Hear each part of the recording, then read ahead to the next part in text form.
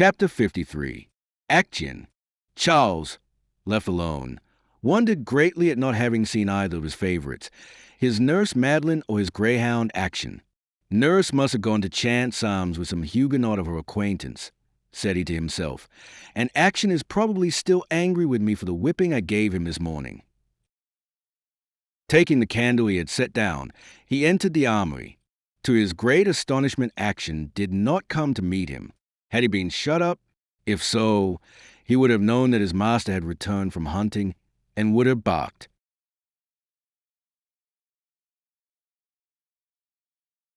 "Ah," said he, turning pale.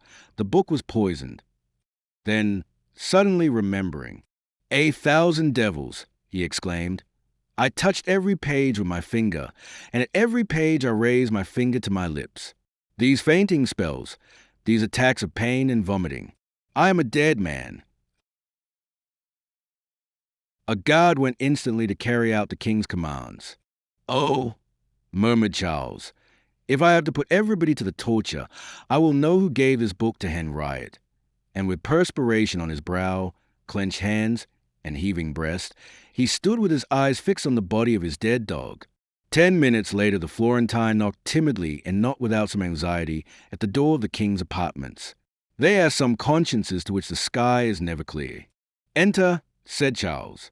The perfumer appeared. Charles went towards him with imperious air and compressed lip. "Your Majesty sent for me," said René, trembling. "You are a skillful chemist, are you not?" "Sire, and you know all the cleverest doctors know." "Your Majesty exaggerates." "No, my mother has told me so. Besides, I have confidence in you, and I prefer to consult you rather than anyone else. See," he continued, pointing to the dog, "look at what this animal has between his teeth, I beg you, and tell me of what he died." While René, candle in hand, bent over the floor as much to hide his emotion as to obey the king, Charles stood up, his eyes fixed on the man, waiting with an impatience easy to understand for the reply which was to be his sentence of death or his assurance of safety. René drew a kind of scalpel from his pocket, opened it, and with the point detached from the mouth of the greyhound the particles of paper which adhered to the gums. Then he looked long and attentively at the humor and the blood which oozed from each wound. "Sire," said he, trembling, "the symptoms are very bad." Charles felt an icy shudder run through his veins to his very heart. "Yes," said he, "the dog has been poisoned, has he not?" "I fear so, sire." "With what sort of poison?" "With mineral poison, I think." "Can you ascertain positively that he has been poisoned?" "Yes, certainly, by opening and examining the stomach." "Open it. I wish there to be no doubt." "I must call someone to assist me." "I will help you," said Charles. "You, sire." "Yes. If he has been poisoned, what symptoms shall we find?" "Red blotches and herborizations in the stomach." "Come, then," said Charles, "begin." With a stroke of the scalpel, René opened the hound's body and with his 2 hands removed the stomach, while Charles, one knee on the floor, held the light with clenched and trembling hand. "See, sire," said René, "here are evident marks. These are the red spots I spoke of. As to these bloody veins, which seem like the roots of a plant, they are what I meant by herborizations. I find here everything I look for. So the dog was poisoned." "Yes, sire, with mineral poison, in all probability." "And what symptoms would a man have who had inadvertently swallowed some of the same poison?" "Great pain in the head, internal burning as if he had swallowed hot coals, pains in the bowels, and vomiting." "Would he be thirsty?" asked Charles. "Intensely thirsty." That is it," murmured the king. "Sire, I seek in vain for the motive for all these questions." "Of what use to seek it? You need not know it. Answer my questions, that is all." "Yes, sire." "What is the antidote to give a man who may have swallowed the same substance as my dog?" René reflected an instant. "Yes," said Charles. He chewed the leaf of a book. "The leaf of a book." Yes. Has your Majesty this book? Here it is, said Charles, and taking the volume from the shelf where he had placed it, he handed it to Renee. The latter gave a start of surprise which did not escape the king. He ate a leaf of this book, stammered Renee. Yes, this one, and Charles pointed to the torn page. Will you allow me to tear out another? Sire, do so. Renee tore out a leaf and held it over the candle. The paper caught fire, filling the room with a strong smell of garlic. He has been poisoned with a preparation of arsenic, said he. You are sure? As sure as if I had prepared it myself. And the antidote? Renee shook his head. What? Said Charles in a hoarse voice. You know no remedy. The best and most efficacious is the white of eggs beaten in milk. But what? It must be administered at once. Otherwise, sire, it is a terrible poison, said Renee, again. Yet it does not kill immediately, said Charles. No, but it kills surely, no matter how long the time, though even this may sometimes be calculated. Charles leaned against the marble table. Now, said he, putting his hand on Renee's shoulder, you know this book. Aye, sire, said Renee, turning pale. Yes, you, on seeing it you betrayed yourself. Sire, I swear to you. Renee, said Charles, listen to me. You poisoned the Queen of Navarre with gloves. You poisoned the Prince of Portion with the smoke from a lamp. You tried to poison Monsieur de Condé with a scented apple. Renee, I will have your skin removed with red-hot pincers, bit by bit, if you do not tell me to whom this book belongs. The Florentine saw that he could not dally with the anger of Charles IX, and resolved to be bold.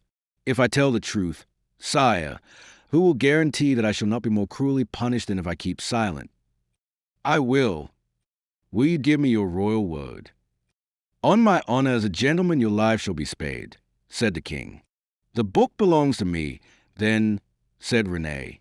To you, cried Charles, starting back and looking at the poisoner with haggard eyes. Yes, to me. How did it leave your possession? Her Majesty the Queen Mother took it from my house. The Queen Mother, exclaimed Charles. Yes. With what object? With the intention, I think, of having it sent to the King of Navarre, who had asked the Duc d'Alencon for a book of the kind in order to study the art of hawking. What is the matter, sire? Asked Renee in a frightened voice. Nothing, said Charles, except that I'm thirsty. Give me something to drink. Renee filled a glass with water and with trembling hand gave it to Charles, who swallowed it at a draught. Now, said he, taking a pen and dipping it into the ink, write in this book. What must I write? What I am going to dictate to you. This book on hawking was given by me to the Queen Mother, Catherine de Medici. Renee took the pen and wrote, Now sign your name. The Florentine obeyed. You promised to save my life. I will keep my promise. But, said Renee, the Queen Mother? Oh, said Charles, I have nothing to do with her. If you are attacked, defend yourself. Sire, may I leave France, where I feel that my life is in danger? I will reply to that in a fortnight. But, in the meantime, Charles frowned and placed his finger on his livid lips. You need not be afraid of me, sire. And happy to have escaped so easily, the Florentine bowed and withdrew. Behind him the nurse appeared at the door of her room. What is the matter, my Charlotte? Said she. Nurse, I have been walking in the dew and have taken cold. You are very pale, Charlotte. It is because I am so weak. Give me your arm, nurse, as far as my bed. The nurse hastily came forward. Charles leaned on her and reached his room. Now, said Charles, I will put myself to bed. If Maître Ambrose Père comes, tell him that I am better and that I do not need him. But, meanwhile, what will you take? Chapter 54. The Forest of Vincennes. The trip was made in a litter on either side of which walked 4 guards. Monsieur de Nancy, bearing the order which was open to Henry the door of the protecting abode, walked first. At the postern of the prison they stopped. Monsieur de Nancy dismounted from his horse, opened the gate, which was closed with a padlock, and respectfully asked the king to follow. Henry obeyed without uttering a word.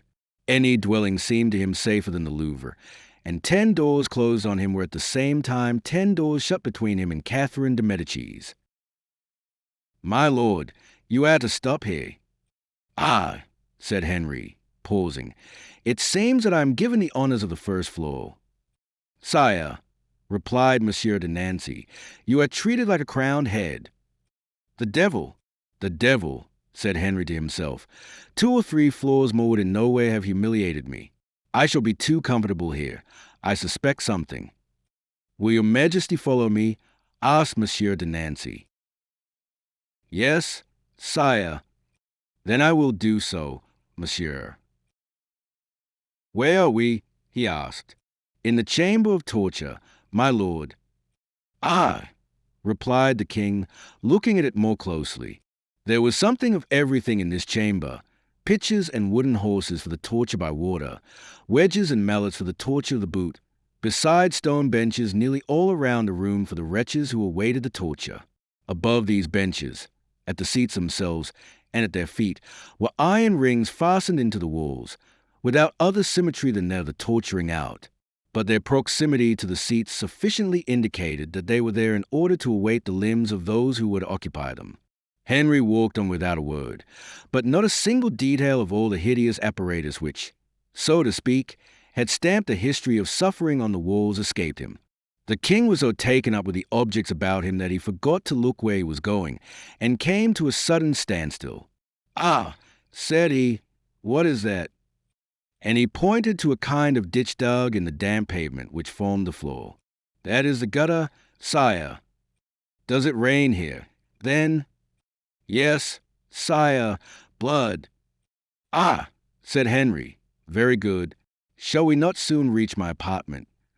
"Yes, my lord, here it is," said a figure in the dark, which, as it drew nearer, became clearer and more distinguishable. Henry thought he recognized the voice, and advanced towards the figure. "Sire, I have just received my appointment as governor of the fortress of Vincennes." "Well, my dear friend, your initiation does you honor. A king for a prisoner is not bad." "Pardon me, sire," said Beaulieu, "but I have already had 2 gentlemen." "Who are they?" "But, pardon me, perhaps I'm indiscreet. If so, assume that I have said nothing." "Differently. One is gay, the other sad. One sings, the other groans." "Which one groans?" "Monsieur de la Mole, sire." "High up on the 4th. Henry heaved a sigh. It was there that he wished to be. "Come, Monsieur de Beaulieu," said he, "be good enough to show me my room. I am in haste to see it, as I am greatly fatigued from the journey we have just made." "This is it, my lord," said Beaulieu, pointing to an open door. "Number 2, said Henry. "Why not number 1? "Because it is reserved, my lord." "Ah, it seems, then, that you expect a prisoner of higher rank than I." "I did not say, my lord, that it was a prisoner." "Who is it, then?" "I beg my lord not to insist, for by refusing to answer I should fail in the obedience due him." "Ah, that is another thing," said Henry, and he became more pensive than before. Number 1 perplexed him, apparently. The governor was assiduous in his attentions. With 1,000 apologies, he installed Henry in his apartment, made every excuse for the comforts he might lack, stationed 2 soldiers at the door, and withdrew. "Now," said the governor, addressing the turnkey, "let us go to the others. By heaven, open, if only to give us some air. Your stove is so warm that I am stifled here." And Coconnas, whom the reader has no doubt already recognized from his favorite exclamation, bounded from where he stood to the door. "One instant, my gentleman," said the turnkey. "I have not come to let you out, but to let myself in, and the governor is with me." "The governor," said Coconnas, "what does he want?" "To pay you a visit." "He does me great honor," said Coconnas, "and he is welcome." Monsieur de Beaulieu entered and at once dispelled the cordial smile of Coconnas by one of those icy looks which belong to governors of fortresses, to jailers, and to hangmen. "Have you any money, monsieur?" he asked of the prisoner. "I," said Coconnas, "not a crown." "Jewels?" "I have a ring." "Will you allow me to search you?" "By heaven," cried Coconnas, reddening with anger, "you take much on yourself, being in prison, and having me there also. We must suffer everything for the service of the king." "So," said the Piedmontese, "those good fellows who rob on the Pont Neuf are like you, then, in the service of the king." "By heavens, I was very unjust, monsieur, for until now I have taken them for thieves." "Good evening, monsieur," said Beaulieu. "Jailer, lock the door." The governor went away, taking with him the ring, which was a beautiful sapphire, given him by Madame de Nevis to remind him of the color of her eyes. "Now for the other," he said as he went out. They crossed an empty chamber, and the game of 3 doors, 6 locks, and 9 bolts began anew. The last door opened. A sigh was the first sound that greeted the visitors. La Mole was seated in a corner, and, in spite of the entrance of the visitors, appeared to have heard nothing. The governor paused on the threshold and looked for an instant at the prisoner, who sat motionless, his head in his hands. "Good evening, Monsieur de la Mole," said Beaulieu.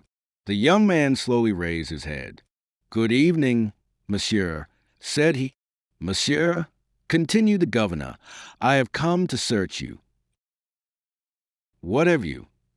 "About 300 crowns, these jewels and rings." "Give them to me, monsieur," said the governor. "Here they are." La Mole turned out his pockets, took the rings from his finger and the clasp from his hat. "Have you nothing more?" "Not that I know of." "And that silk cord around your neck, what may that be?" asked the governor. "Monsieur, that is not a jewel, but a relic." "Give it to me." "What? You demand it." "I am ordered to leave you only your clothes, and a relic is not an article of clothing." La Mole made a gesture of anger, which, in the midst of the dignified and pained calm which distinguished him, seemed to impress the men accustomed to stormy emotions. But he immediately recovered his self-possession. "Very well, monsieur," said he, "you shall see what you ask for." Then, turning as if to approach the light, he unfastened the pretended relic, which was none other than a medallion containing a portrait, which he drew out and raised to his lips. Having kissed it several times, he suddenly pretended to drop it as by accident, and placing the heel of his boot on it, he crushed it into 1,000 pieces. "Monsieur," said the governor, and he stooped down to see if he could not save the unknown object which La Mole wished to hide from him, but the miniature was literally ground to powder. "Monsieur," said Beaulieu, "I shall complain of you to the king." And without taking leave of his prisoner by a single word, he went out, so angry that without waiting to preside over the task, he left to the turnkey the care of closing the doors. The jailer turned to leave, but seeing that Monsieur de Beaulieu had already started down the stairs. La Mole left his apartment and found himself face to face with Coconnas, who was walking up and down the flags of the intermediate room. The two friends rushed into each other's arms. The jailer pretended to wipe the corner of his eye, and then withdrew to watch that the prisoners were not surprised, or rather that he himself was not caught. "Ah, here you are," said Coconnas. "Well, has that dreadful governor paid his visit to you?" "Yes, as he did to you, I presume." "Did he remove everything?" "And from you, too." "And money?" "I gave all I had to the good jailer, so that he would arrange this interview for us." "Ah," said La Mole, "it seems that he had something from both of us." "Did you pay him to?" "I gave him 100 crowns." "So much the better. One can do everything with money, and I trust that we shall not lack for it." Do you know what has happened to us? Perfectly, we have been betrayed. By that scoundrelly duck d'Alencon. I should have been right to twist his neck. Do you think our position serious? I fear so. Then there's likelihood of the torture. I will not hide from you the fact that I have already thought of it. What should you do in that case? And you? I should be silent, replied La Mole with a feverish flush. Silent, cried Coconnas. Yes, if I had the strength. Well, said Coconnas, if they insult me in any such way, I promise you I will tell them a few things. What things? Asked La Mole, quickly. Oh, be easy.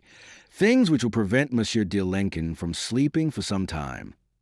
La Mole was about to reply when the jailer, who no doubt had heard some noise, appeared, and pushing each prisoner into his respective cell, locked the doors again.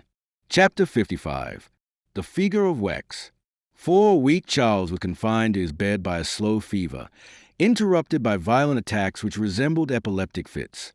During these attacks he uttered shrieks which the guards, watching in his chamber, heard with terror, and the echoes of which reached to the farthest corner of the old Louvre, aroused so often by many a dreadful sound. Then, when these attacks passed, Charles, completely exhausted, sank back with closed eyes into the arms of his nurse. To say that, each in his way, without communicating the feeling to the other, for mother and son sought to avoid rather than to see each other, to say that Catherine de Medici and the Duc d'Alencon revolved sinister thoughts in the depths of their hearts would be to say that in that nest of vipers moved a hideous swarm. At court no one suspected the cause of the king's illness. Maître Ambrose Père and Mazille, his colleague, thought it was inflammation of the bowels, and had prescribed a regimen which aided the special drink given by René. Charles received this, his only nourishment, 3 times a day from the hands of his nurse. La Mole and Coconnas were at Vincennes in closest confinement.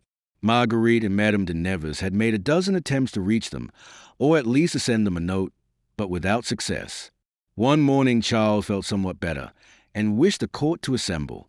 This was the usual custom in the morning, although for some time no levee had taken place. The doors were accordingly thrown open, and it was easy to see, from his pale cheeks, yellow forehead, and the feverish light in his deep sunken eyes, which were surrounded by dark circles, what frightful ravages the unknown disease had made on the young monarch. Monsieur d'Alencon stood at the foot. Marguerite leaned against the table, and seeing the pale brow, the worn features, and deep sunken eyes of her brother, could not repress a sigh and a tear. Charles, whom nothing escaped, saw the tear and heard the sigh, and with his head made a slight motion to Marguerite. This sign, slight as it was, lighted the face of the poor Queen of Navarre, to whom Henry had not had time or perhaps had not wished to say anything. "Well, my dear son," said Catherine, "how do you feel?" "Better, mother, better." "What do your physicians say?" "My physicians? They are clever doctors. Mother," said Charles, bursting into a laugh, "I take great pleasure, I admit, in hearing them discuss my malady. Nurse, give me something to drink." The nurse brought Charles a cup of his usual beverage. "What do they order you to take, my son?" "Oh, madam, who knows anything about their preparations?" said the king, hastily swallowing the drink. "What my brother needs," said Francois, "is to rise and get out into the open air. Hunting, of which he is so fond, would do him a great deal of good." "Yes," said Charles, with a smile, the meaning of which it was impossible for the Duke to understand, "and yet the last hunt did me great harm." Charles uttered these words in such a strange way that the conversation, in which the others present had not taken part, stopped. Then the king gave a slight nod of his head. The courtiers understood that the audience was over, and withdrew one after another. "Dear Margot," murmured Charles.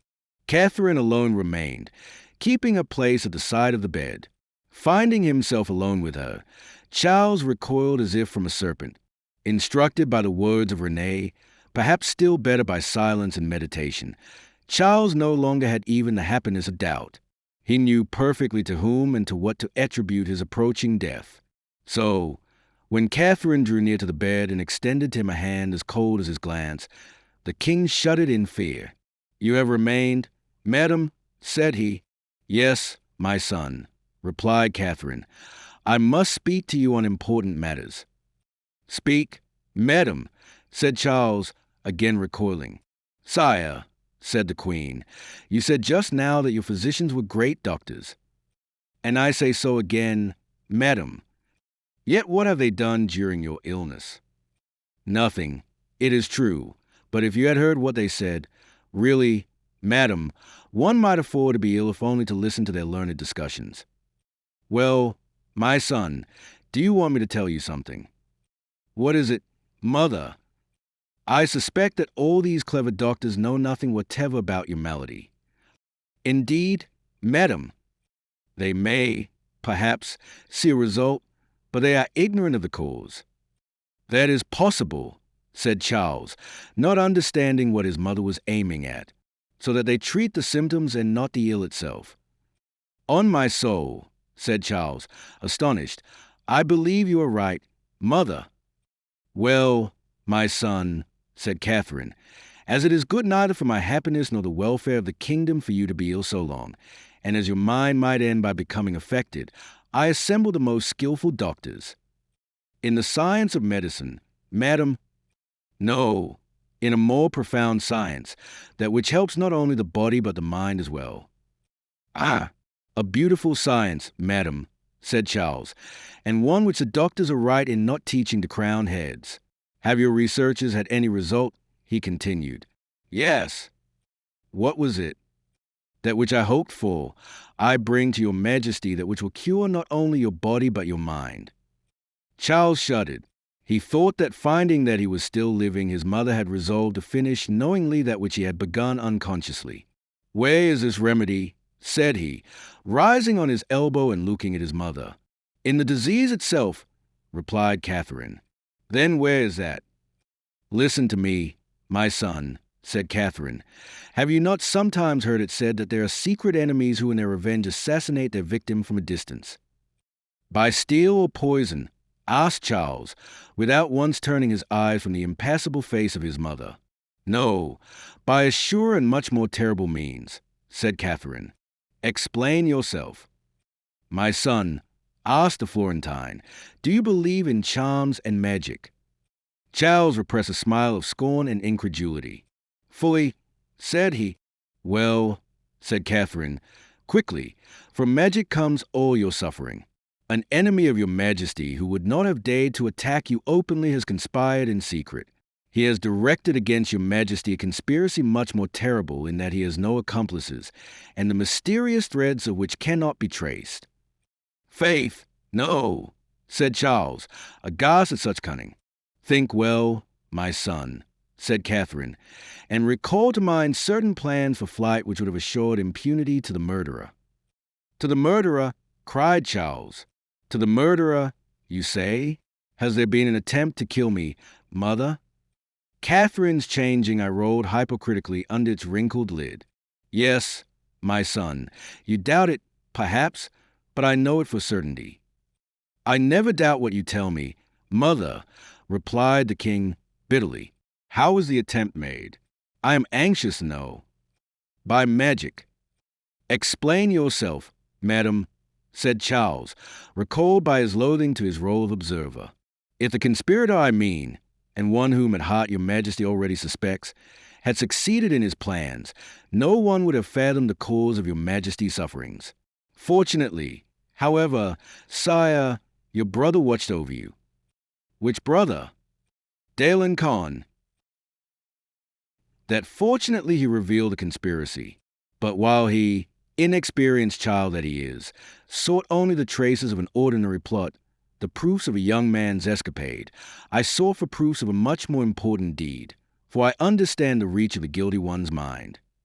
"Ah, mother, one would say you were speaking of the King of Navarre," said Charles, anxious to see how far this Florentine dissimulation would go. Catherine hypocritically dropped her eyes. "I have had him arrested and taken to Vincennes for his escapade," continued the king. "Is he more guilty than I suspected? Then—" Do you feel the fever that consumes you? Asked Catherine. Yes, certainly, madam, said Charles, frowning. Do you feel the fire that burns you internally?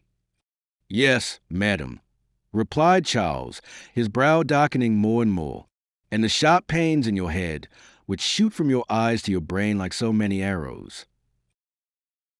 Well, the explanation is very simple, said the Florentine. See. And she drew from under her cloak an object which she gave to the king. It was a figure of yellow wax, about 6 inches high, clothed in a robe covered with golden stars also of wax, like the figure, and over this a royal mantle of the same material. Well, asked Charles, what is this little statue? See what it is on its head, said Catherine. A crown, replied Charles. And in the heart?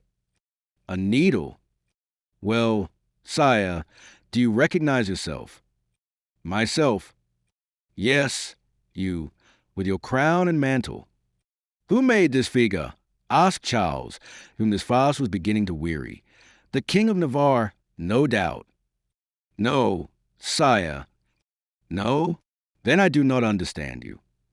I say no, replied Catherine, because you asked the question literally. I should have said yes had you put it differently. Charles made no answer. He was striving to penetrate all the thoughts of that shadowy mind, which constantly closed before him just as he thought himself ready to read it.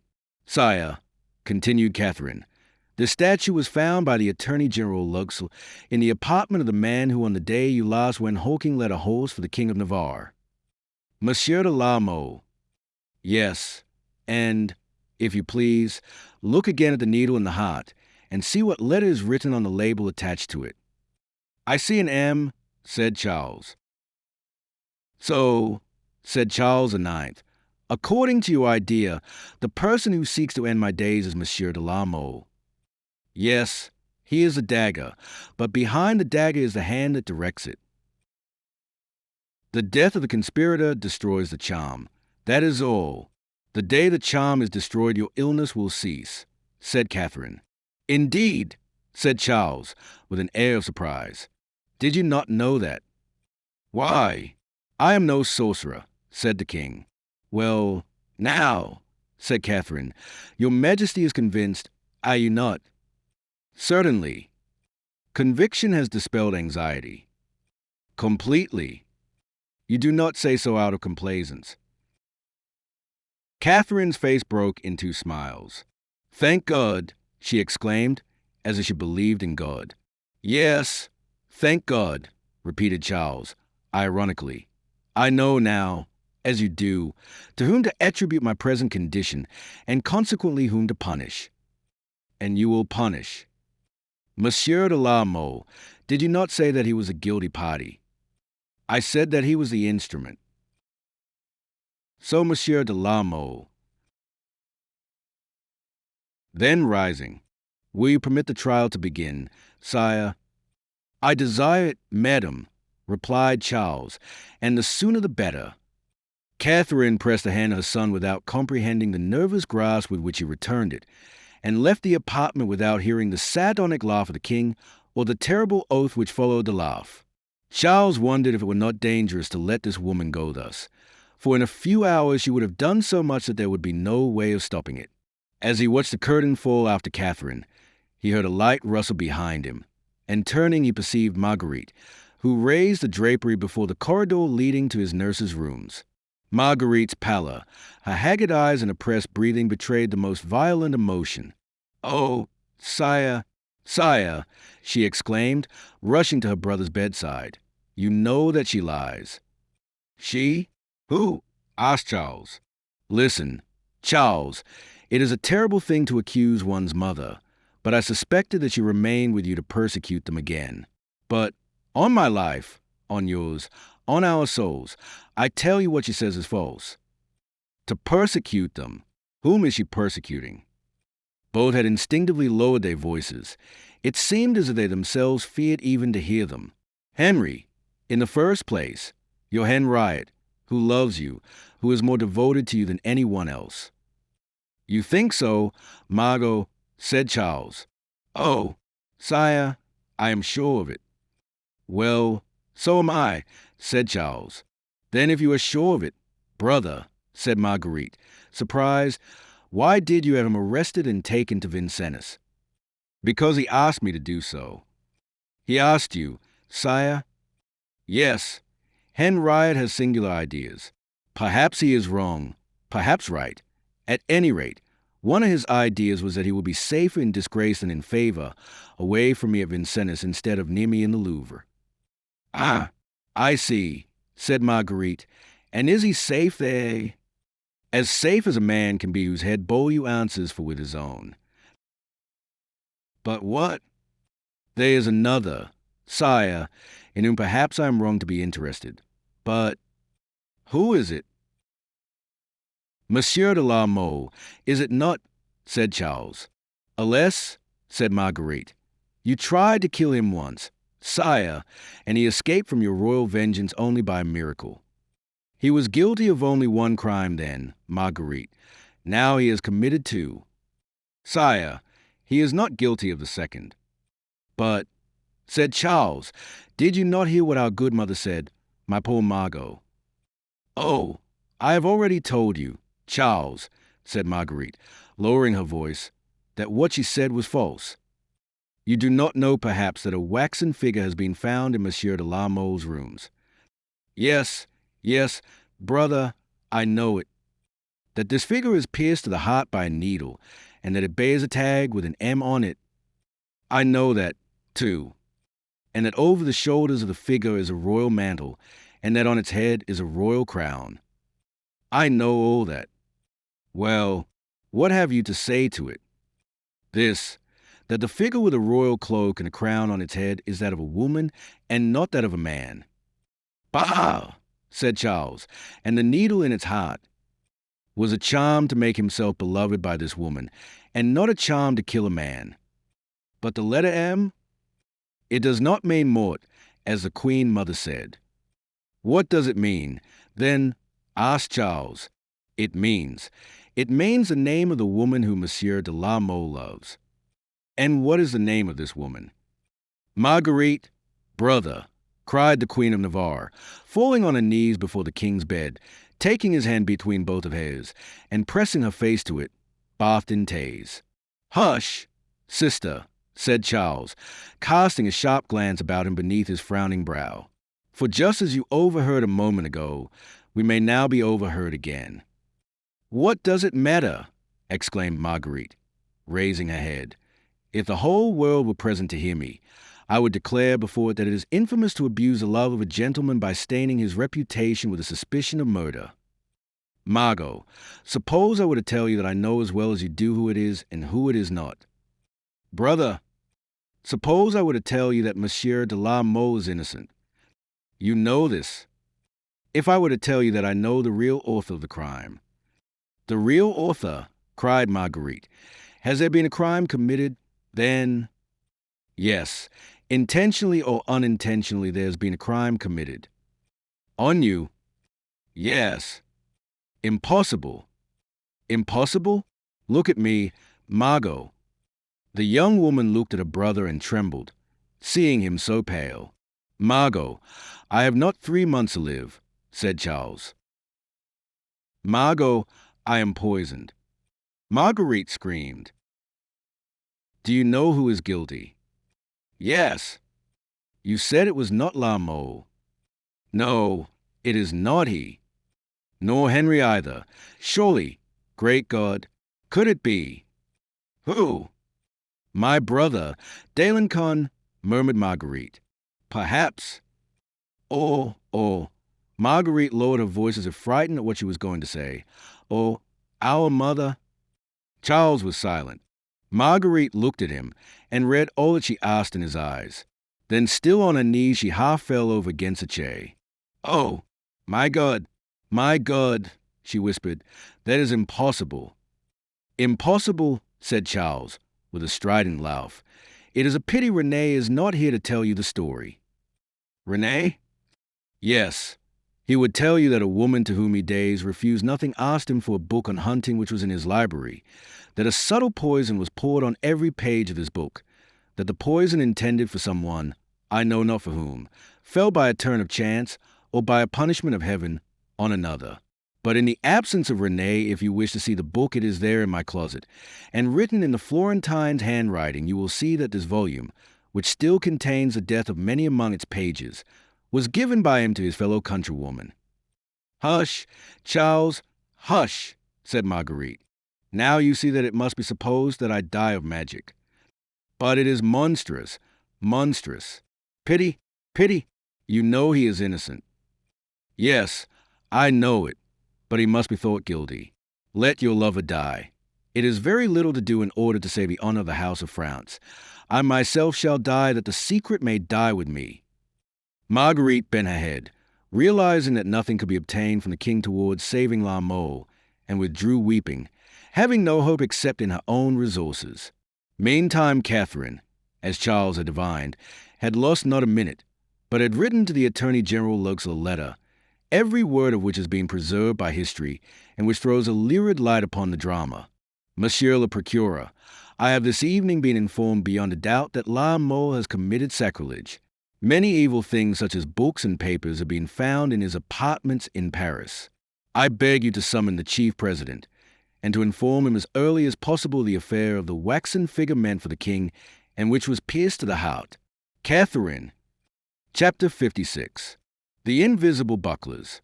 The day after that on which Catherine had written this letter, the governor entered Coconnas' cell with an imposing retinue consisting of 2 halberdiers and 4 men in black gowns. Coconnas was asked to descend to a room in which the attorney Legesel and 2 judges waited to question him according to Catherine's instructions. Coconnas did not know that Henry was in the prison, and the complaisance of the jailer told him that above his head hovered a certain protection, which he called the invisible bucklers. Up to then, the examination had been confined to the intentions of the King of Navarre, his plans of flight, and the part the 2 friends had played in them. To all these questions Coconnas had constantly replied in a way more than vague and much more than adroit. He was ready still to reply in the same way, and had prepared in advance all his little repartees, when he suddenly found the object of the examination was altered. It turned upon 1 or more visits to Renée, 1 or more waxen figures made at the instigation of La Mole. Prepared as he was, Coconnas believed that the accusation lost much of its intensity, since it was no longer a question of having betrayed a king, but of having made a figure of a queen, and this figure not more than 10 inches high at the most. He, therefore, replied brightly that neither he nor his friend had played with a doll for some time, and noticed with pleasure that several times his answers made the judges smile. It had not yet been said in verse, "I have laughed, therefore am I disarmed," but it had been said a great deal in prose. And Coconnas thought that he had partly disarmed his judges because they had smiled. His examination over, he went back to his cell, singing so merrily that La Mole, for whom he was making all the noise, drew from it the happiest auguries. These questions were put in 100 different forms, but La Mole always replied in the same way. The judges looked at one another with a certain indecision, not knowing what to say or do before such simplicity, when a note brought to the Attorney General solved the difficulty. If the accused denies, resort to the torture. See. The attorney put the note into his pocket, smiled at La Mole, and politely dismissed him. La Mole returned to his cell almost as reassured, if not as joyous, as Coconnas. "I think everything is going well," said he. Seeing it, a hope almost as acute as a disappointment sprang into his heart. He hoped it was from Marguerite, from whom he had had no news since he had been a prisoner. He took it up with trembling hand, and almost died of joy as he looked at the handwriting. "Courage," said the note. "I am watching over you." "Ah, if she is watching," cried La Mole, covering with kisses the paper which had touched a hand so dear. "If she is watching, I am saved."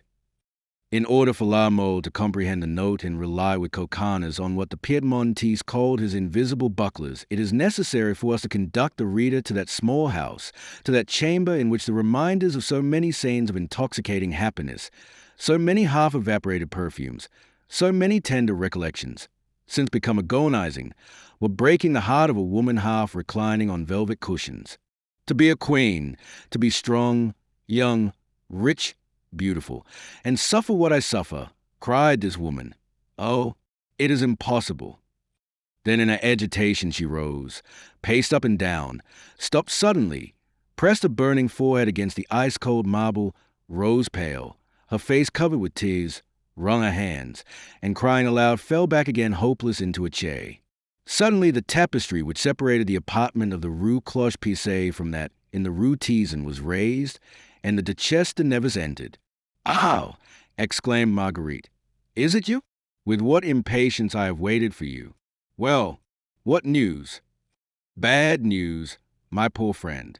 Catherine herself is hurrying on the trial, and at present is at Vincennes. And René is arrested. Before you were able to speak to him." "Yes, and our prisoners. I have news of them." "From the jailer?" "Yes." "Well, de la Mole." Annibal laughed in the face of the inquisitors. "Worthy Annibal, what then?" "This morning they were questioned as to the flight of the king, his projects of rebellion in Navarre, and they said nothing." "Yes, but we must save them. Have you thought over our plan?" "Since yesterday I have thought of nothing else." "Well, I have just come to terms with Beaulieu." "Ah, my dear queen, what a hard and greedy man. It will cost a man's life, and 300,000 crowns. You say he is hard and greedy, and yet he asks only the life of a man and 300,000 crowns. Why, that is nothing. Nothing. 300,000 crowns. Why, all your jewels and all mine would not be enough." "You?" "Yes, I. How did you get it?" "Ah, that is telling.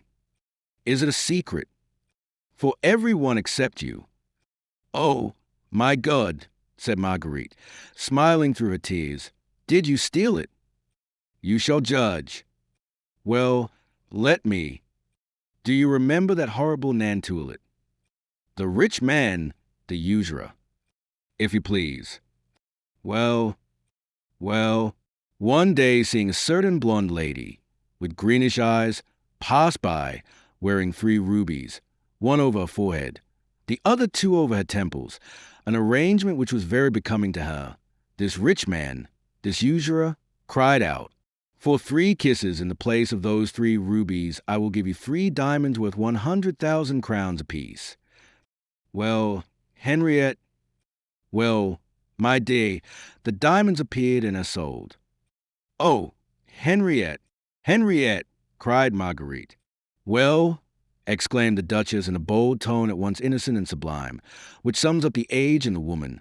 "Well, I love Annibal."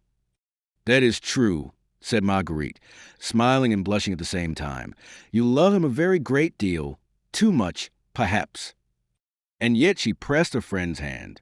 "So," continued Henriette, "thanks to our 3 diamonds, the 300,000 crowns and the man are ready." "The man? What man?" "The man to be killed. You forget a man must be killed." "Have you found the necessary man?" "Yes." "At the same price?" asked Marguerite, smiling. "At the same price I could have found 1,000, replied Henriette. No, for 500 crowns. For 500 crowns you have found a man who has consented to be killed. What can you expect? It is necessary for us to live." "My dear friend, I do not understand you. Come, explain. Enigmas require too much time to guess at such a moment as this." "But," said Marguerite, a thrust of a dagger. "Do not worry, Annibal will give it." "Well," said Marguerite, "he has given as many as 3 blows of his sword to La Mole, and La Mole is not dead. There is therefore every reason to hope." "Oh, no. On the contrary, tell me the rest, I beg you. How are we to save them? Come." And once out, 2 horses will be waiting at the door. The men will spring on them, leave France, and reach Lorraine, whence now and then they will return incognito. "Oh, you restore me to life," said Marguerite. "So we shall save them." "I am almost sure of it." "Soon. In 3 or 4 days. Beaulieu is to let us know. But if you were recognized in the vicinity of Vincennes, that might upset our plan. How could anyone recognize me? I go there as a nun, with a hood, thanks to which not even the tip of my nose is visible. We cannot take too many precautions. Did you hear anything about the King of Navarre? I was careful to ask. Well, he has never been so happy, apparently. He laughs, sings, eats, drinks, and sleeps well, and asks only one thing, and that is to be well guarded. I told you she is hurrying on the trial as fast as she can. Yes, but does she suspect anything about us? How could she? Everyone who has a secret is anxious to keep it. I know that she told the judges in Paris to be in readiness. Do not worry. I am as anxious as you to see them free. Oh, yes, I know that, and thank you 100 times for all you have done. Adieu, Marguerite. I am going into the country again. Are you sure of Beaulieu? I think so. Of the jailer? He has promised. Of the horses? They will be the best in the stables of the Duc de Nevis. I adore you, Henriette. And Marguerite threw her arms about her friend's neck, after which the two women separated, promising to see each other again the next day, and every day, at the same place and hour. These were the two charming and devoted creatures whom Coconnas, with so much reason, called his invisible bucklers. Chapter 57. The Judges. Well, my brave friend, said Coconnas to La Mole, when the two were together after the examination, at which, for the first time, the subject of the waxen image had been discussed. It seems to me that everything is going on finely, and that it will not be long before the judges will dismiss us. And this diagnosis is entirely different from that of a dismissal by physicians. When the doctor gives up the patient, it is because he cannot cure him, but when the judge gives up the accused, it is because he has no further hope of having him beheaded. Yes, said La Mole, and moreover, it seems to me, from the politeness and gentleness of the jail and the looseness of the doors, that I recognize our kind friends, but I do not recognize Monsieur de Beaulieu, at least from what I have been told of him. I recognize him, said Coconnas, only it will cost dearly. But one is a princess, the other a queen. Both are rich, and they will never have so good an opportunity to use their money. Now let us go over our lesson. We are to be taken to the chapel and left there in charge of our turnkey. We shall each find a dagger in the spot indicated. I am to make a hole in the body of our guide. Yes, but a slight one in the arm, otherwise you will rob him of his 500 crowns. No, not in the arm, for in that case he would have to lose it, and it would be easy to see that it was given intentionally. No, it must be in his right side, gliding skillfully along his ribs. That would look natural, but in reality would be harmless. Well, aim for that, and then you will barricade the front door with benches while our two princesses rush from behind the altar, where they are to be hidden, and Henriette opens the vestry door. Faith, how I love Henriette today. She must have been faithless to me in some way for me to feel as I do. And then, said La Mole, with the trembling voice which falls from lips like music, then we shall reach the forest. A kiss given to each of us will make us strong and happy. Can you not picture us, Annibal, bending over our swift horses, our hearts gently oppressed? Oh, what a good thing is fear. Fear in the open air when one has one's naked sword at one side, when one cries horror to the courser pricked by the spur, and which at each shout speeds the faster. Yes, said Coconnas, but fear within four walls. What do you say to that, La Mole? I can speak of it, for I have felt something of it. When Beaulieu, with his pale face, entered my cell for the first time, behind him in the darkness shone halberds, and I heard a sinister sound of iron striking against iron. I swear to you I immediately thought of the Duc d'Alencon, and I expected to see his ugly face between the two hateful heads of the halberdiers. I was mistaken, however, and this was my sole consolation. But that was not all.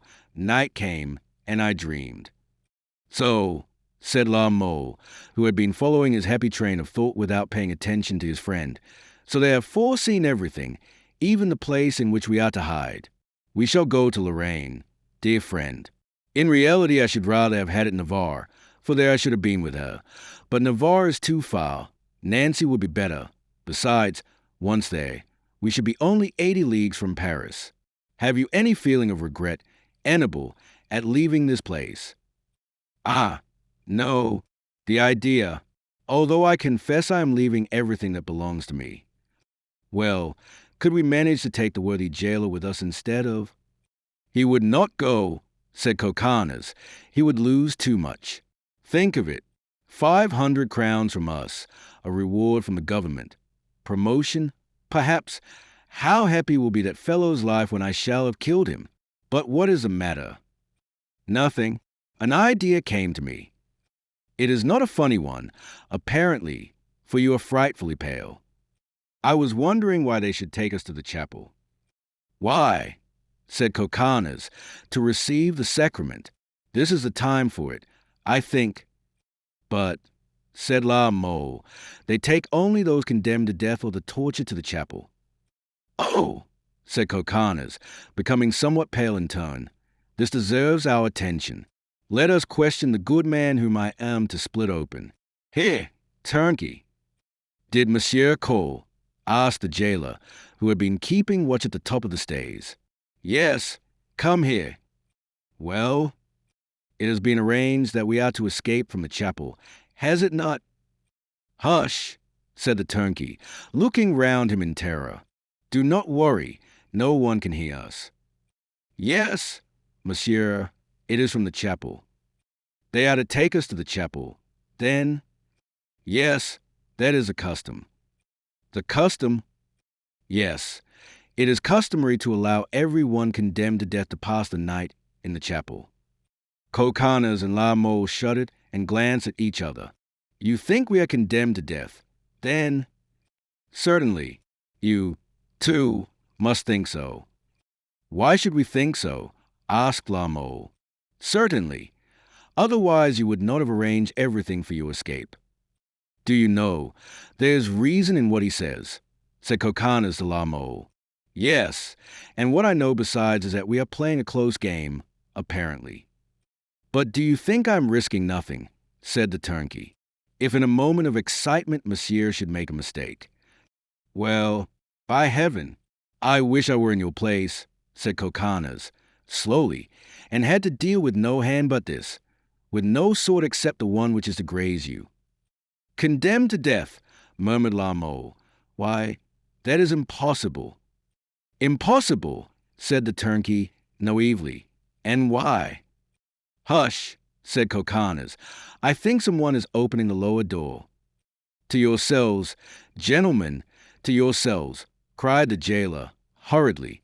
When do you think the trial will take place? Asked La Mole. Tomorrow or later. But be easy, those who must be informed shall be. Then let us embrace each other and bid farewell to these walls. The two friends rushed into each other's arms and then returned to their cells, La Mole sighing, Coconnas singing. Nothing new happened until 7 o'clock. Night fell dark and rainy over the prison of Vincennes, a perfect night for flight. The evening meal was brought to Coconnas, who ate with his usual appetite, thinking of the pleasure he would feel in being soaked in the rain, which was pattering against the walls, and already preparing himself to fall asleep to the dull, monotonous murmur of the wind, when suddenly it seemed to him that this wind, to which he occasionally listened with a feeling of melancholy never before experienced by him until he came to prison, whistled more strangely than usual under the doors, and that the stove roared with a louder noise than common. This had happened every time one of the cells above or opposite him was opened. It was by this noise that Annabel always knew the jailer was coming from La Mole's cell. But this time it was in vain that Coconnas remained with eye and ear alert. The moments passed. No one came. This is strange, said Coconnas. La Mole's door has been opened and not mine. Could La Mole have called? Can he be ill? What does it mean? With a prisoner, everything is a cause for suspicion and anxiety, as everything is a cause for joy and hope. Half an hour passed, then an hour and a half. Coconnas was beginning to grow sleepy from anger when the grating of the lock made him spring to his feet. "Oh," said he, "has the time come for us to leave, and are they going to take us to the chapel without condemning us? By heaven, what joy it would be to escape on such a night! It is as dark as an oven. I hope the horses are not blind." He was about to ask some jocular question of the turnkey when he saw the latter put his finger to his lips and roll his eyes significantly.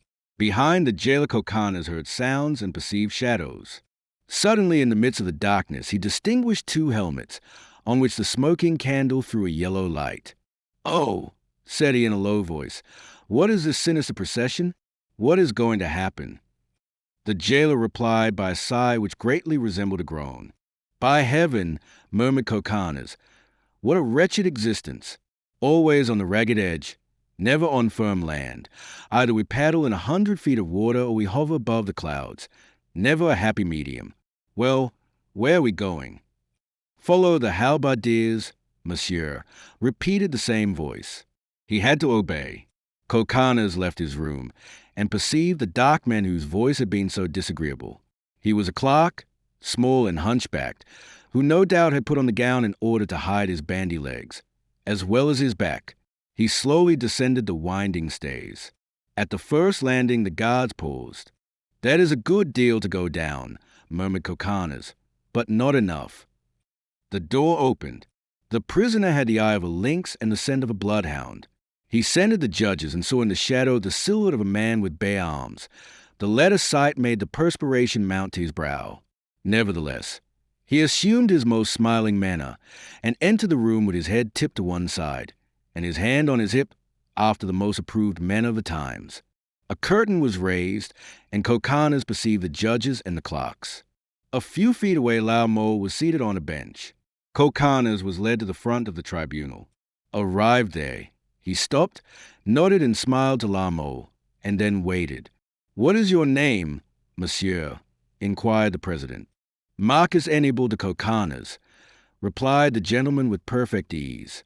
"Count de Montpensier, Chenot, and other places, but they are known, I presume. Where were you born?" "At St. Columban, near Susa." "How old are you?" 27 years and 3 months. "Good," said the president. "This pleases him, apparently," said Coconnas. "Now," said the president after a moment's silence, which gave the clerk time to write down the answers of the accused, "what was your reason for leaving the service of Monsieur d'Alencon?" "To rejoin my friend Monsieur de la Mole, who had already left the Duke 3 days before." "What were you doing the day of the hunt when you were arrested?" "Why," said Coconnas, "I was hunting." The king was also present at that hunt, and was there seized with the first attack of the malady from which he is at present suffering. "I was not near the king, and I can say nothing about this. I was even ignorant of the fact that he had been ill." The judges looked at one another with a smile of incredulity. "Ah, you were ignorant of His Majesty's illness, were you?" said the president. "Yes, monsieur, and I am sorry to hear of it. Although the King of France is not my king, I have a great deal of sympathy for him." "Indeed?" "On my honor. It is different so far as his brother, the Duc d'Alencon, is concerned. The latter, I confess. We have nothing to do with the Duc d'Alencon, monsieur. This concerns His Majesty." "Well, I have already told you that I am his very humble servant," said Coconnas, turning about in an adorably impudent fashion. "If, as you pretend, monsieur, you are really his servant, will you tell us what you know of a certain waxen figure?" "Ah, good. We have come back to the figure, have we?" "Yes, monsieur. Does this displease you?" "On the contrary, I prefer it. Go ahead." "Why was this statue found in Monsieur de la Mole's apartments?" "At Monsieur de la Mole's? At René's, you mean? You acknowledge that it exists, then, do you?" "Why, if you will show it to me." "Here it is. Is this the one you know?" "It is." "Clerk," said the president, "write down that the accused recognizes the image as the one seen at Monsieur de la Mole's." "No, no," said Coconnas. Do not let us misunderstand each other, as the one seen at Reneus. At Reneus, very good. On what day? The only day La Mole and myself were at Reneus. You admit, then, that you were at Reneus with Monsieur de la Mole. Why? Did I ever deny it? Clerk, write down that the accused admits having gone to Reneus to work conjurations. Stop there, Monsieur le President. Moderate your enthusiasm. I beg you. I did not say that at all. You deny having been at Reneus to work conjurations. I deny it. The magic took place by accident. It was unpremeditated. But it took place. I cannot deny that something resembling a charm did take place. Clerk, write down that the accused admits that he obtained at Reneus a charm against the life of the king. What? Against the king's life? That is an infamous lie. There was no charm obtained against the life of the king. You see, gentlemen, said La Mole. Silence, said the president. Then turning to the clerk, against the life of the king, he continued. Have you that? Why? No, cried Coconnas. Besides, the figure is not that of a man, but of a woman. What did I tell you? Gentlemen, said La Mole. Monsieur de la Mole, said the president. Answer when you are questioned, but do not interrupt the examination of others. So you say that it is a woman? Certainly I say so. In that case, why did it have a crown and a cloak? By heaven, said Coconnas, that is simple enough, because it was. La Mole rose and put his finger on his lips. That is so, said Coconnas. What was I going to say that could possibly concern these gentlemen? You persist in stating that the figure is that of a woman. Yes, certainly I persist. And you refuse to say what woman? A woman of my country, said La Mole, whom I loved and by whom I wish to be loved in return. We are not asking you, Monsieur de la Mole, said the president. Keep silent, therefore, or you shall be gagged. Gagged, exclaimed Coconnas. What do you mean, Monsieur of the Black Robe? My friend gagged? A gentleman. The idea. Bring in René, said the Attorney General Leguessel. Yes, bring in René, said Coconnas. We shall see who is right here, we two or you three. René entered, pale, aged, and almost unrecognizable to the two friends, bowed under the weight of the crime he was about to commit much more than because of those he had already committed. Maître René, said the judge, do you recognize the two accused persons here present? Yes, monsieur, replied René, in a voice which betrayed his emotion, from having seen them where? In several places, and especially at my house. How many times did they go to your house? Once only. As René spoke, the face of Coconnas expanded. La Mole's, on the contrary, looked as though he had a presentiment of evil. For what purpose were they at your house? René seemed to hesitate a moment. To order me to make a waxen figure, said he. Pardon me, Maître René, said Coconnas. You are making a slight mistake. Silence, said the president. Then turning to René, was this figure to be that of a man or a woman? A man, replied René. Coconnas sprang up as if he had received an electric shock. A man, he exclaimed. A man, repeated René, but in so low a tone that the president scarcely heard him.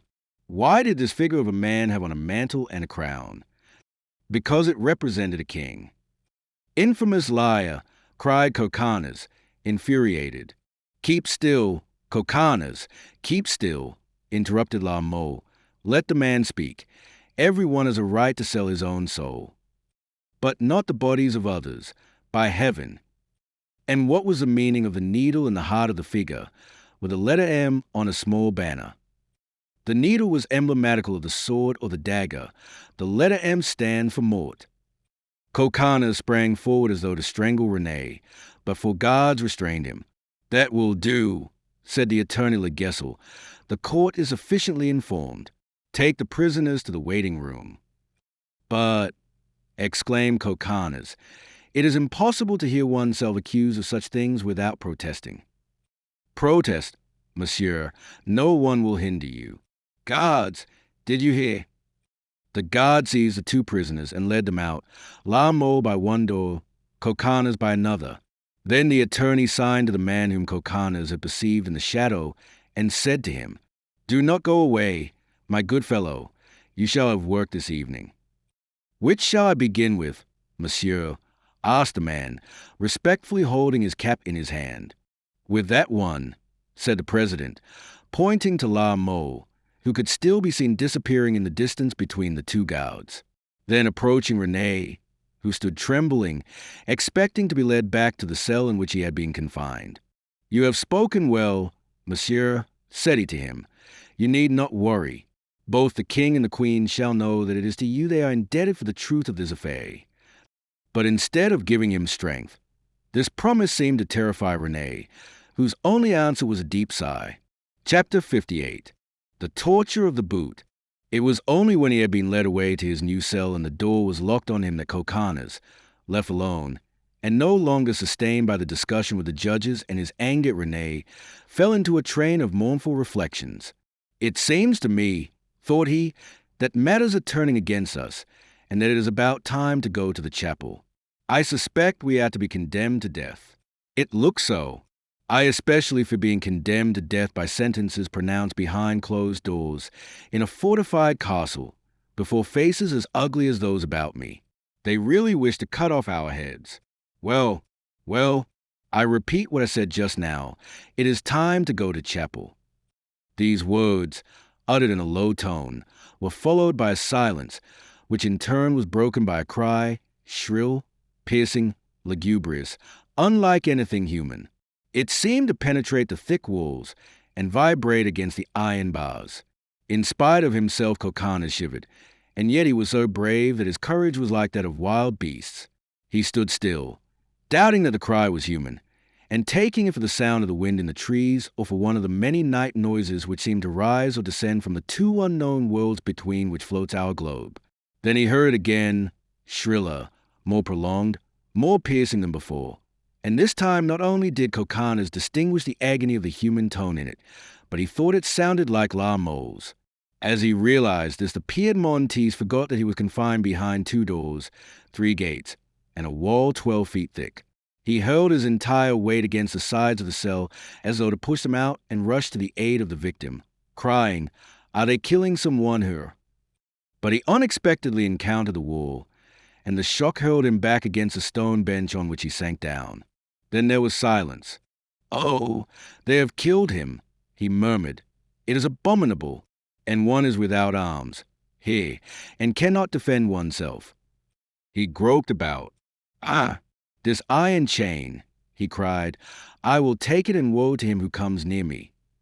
Coconnas rose, seized the iron chain, and with a pull shook it so violently that it was clear that with 2 such efforts he would wrench it away.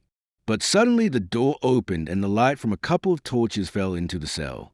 "Come, monsieur," said the same voice which had sounded so disagreeable to him, and which this time, in making itself heard 3 floors below, did not seem to him to have acquired any new charm. "Come, monsieur, the court is awaiting you." "Good," said Coconnas, dropping his ring. "I am to hear my sentence, am I not?" "Yes, monsieur." "Oh, I breathe again. Let us go," said he. He followed the usher, who preceded him with measured tread, holding his black rod. In spite of the satisfaction he had felt at first, as he walked along, Coconnas glanced anxiously about him. "Oh," he murmured, "I do not perceive my good jailer. I confess I miss him." They entered the hall the judges had just left, in which a man was standing alone, whom Coconnas recognized as the Attorney General. In the course of the examination, the latter had spoken several times, always with an animosity easy to understand. He was the one whom Catherine, both by letter and in person, had specially charged with the trial. At the farther end of this room, the corners of which were lost in darkness behind a partly raised curtain, Coconnas saw such dreadful sights that he felt his limbs give way, and cried out, "Oh, my God!" It was not without cause that the cry had been uttered. The sight was indeed terrible. The portion of the room hidden during the trial by the curtain, which was now drawn back, looked like the entrance to hell. A wooden horse was there, to which were attached ropes, pulleys, and other accessories of torture. Further on glowed a brazier, which threw its lurid glare on the surrounding objects, and which added to the terror of the spectacle. Against one of the pillars which supported the ceiling stood a man motionless as a statue, holding a rope in his hand. He looked as though made of the stone of the column against which he leaned. To the walls above the stone benches, between iron links, chains were suspended and blades glittered. "Oh," murmured Coconnas, "the chamber of horrors is all ready, apparently waiting only for the patient. What can it mean?" "On your knees, Marguerite Coconnas," said a voice which caused that gentleman to raise his head. "On your knees to hear the sentence just pronounced on you." This was an invitation against which the whole soul of Hannibal instinctively rebelled. But as he was about to refuse, two men placed their hands on his shoulders so unexpectedly and so suddenly that his knees bent under him on the pavement. The voice continued. "Sentence of the court sitting in the prison of Vincennes on Marc Hannibal de Coconnas, accused and convicted of high treason, of an attempt to poison, of sacrilege and magic against the person of the king, of a conspiracy against the kingdom, and of having by his pernicious counsels driven a prince of the blood to rebellion." At each charge Coconnas had shaken his head, keeping time like a fractious child. The judge continued, "In consequence of which, the aforesaid Marc Hannibal de Coconnas shall be taken from prison to the place Saint-Jean-en-Grève to be there beheaded.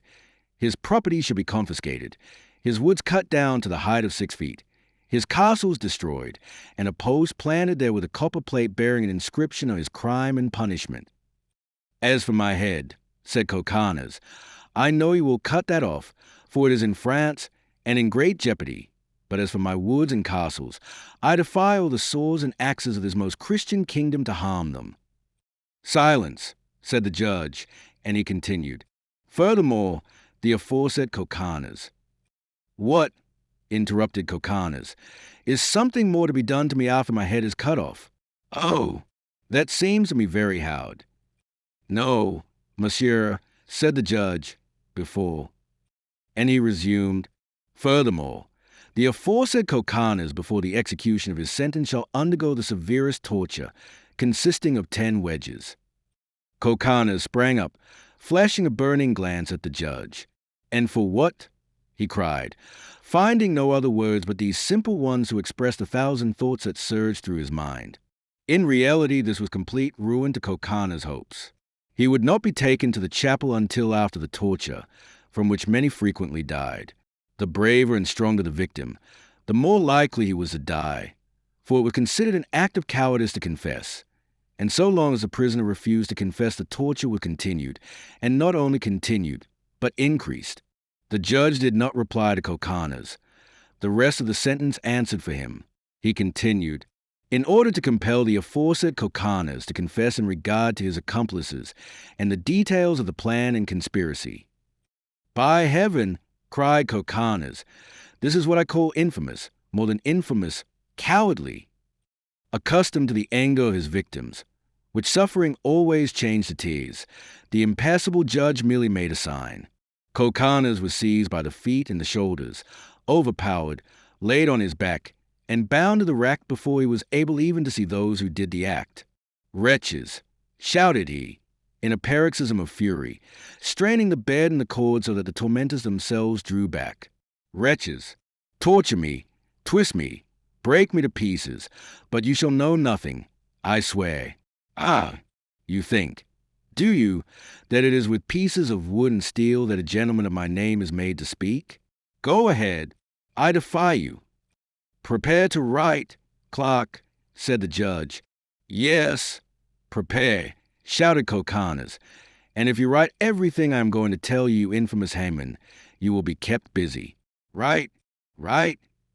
"Have you anything you wish to confess?" asked the judge in his calm voice. "Nothing, not a word.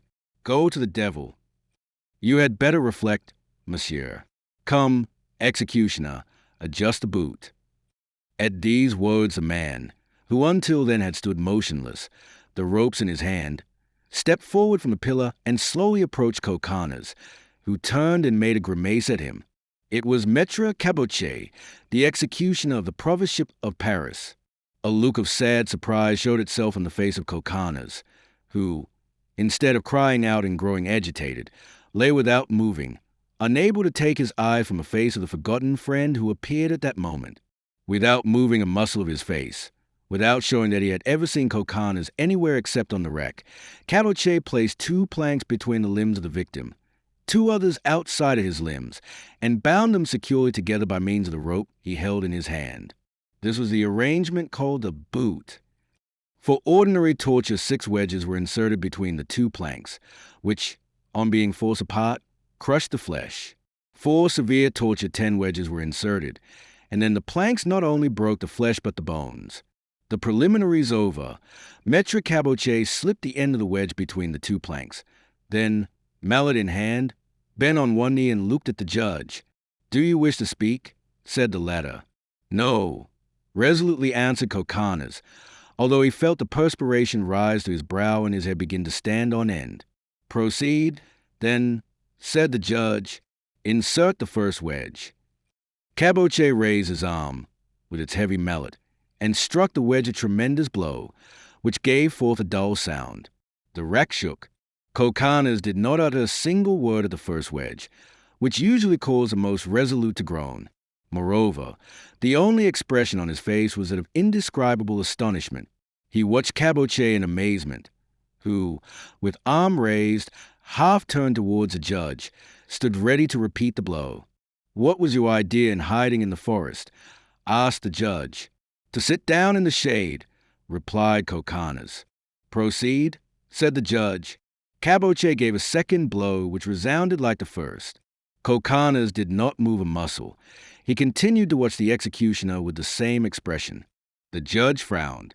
"He is a hard Christian," he murmured. "Has the wedge entered?" Caboche bent down to look, and in doing so said to Coconnas, "Cry out, you poor fellow." Then rising, "Up to the head, monsieur," said he. "Second wedge," said the judge, coldly. The words of Caboche explained all to Coconnas. The worthy executioner had rendered his friend the greatest service in his power. He was sparing him not only pain, but more, the shame of confession, by driving in wedges of leather, the upper part of which was covered with wood, instead of oak wedges.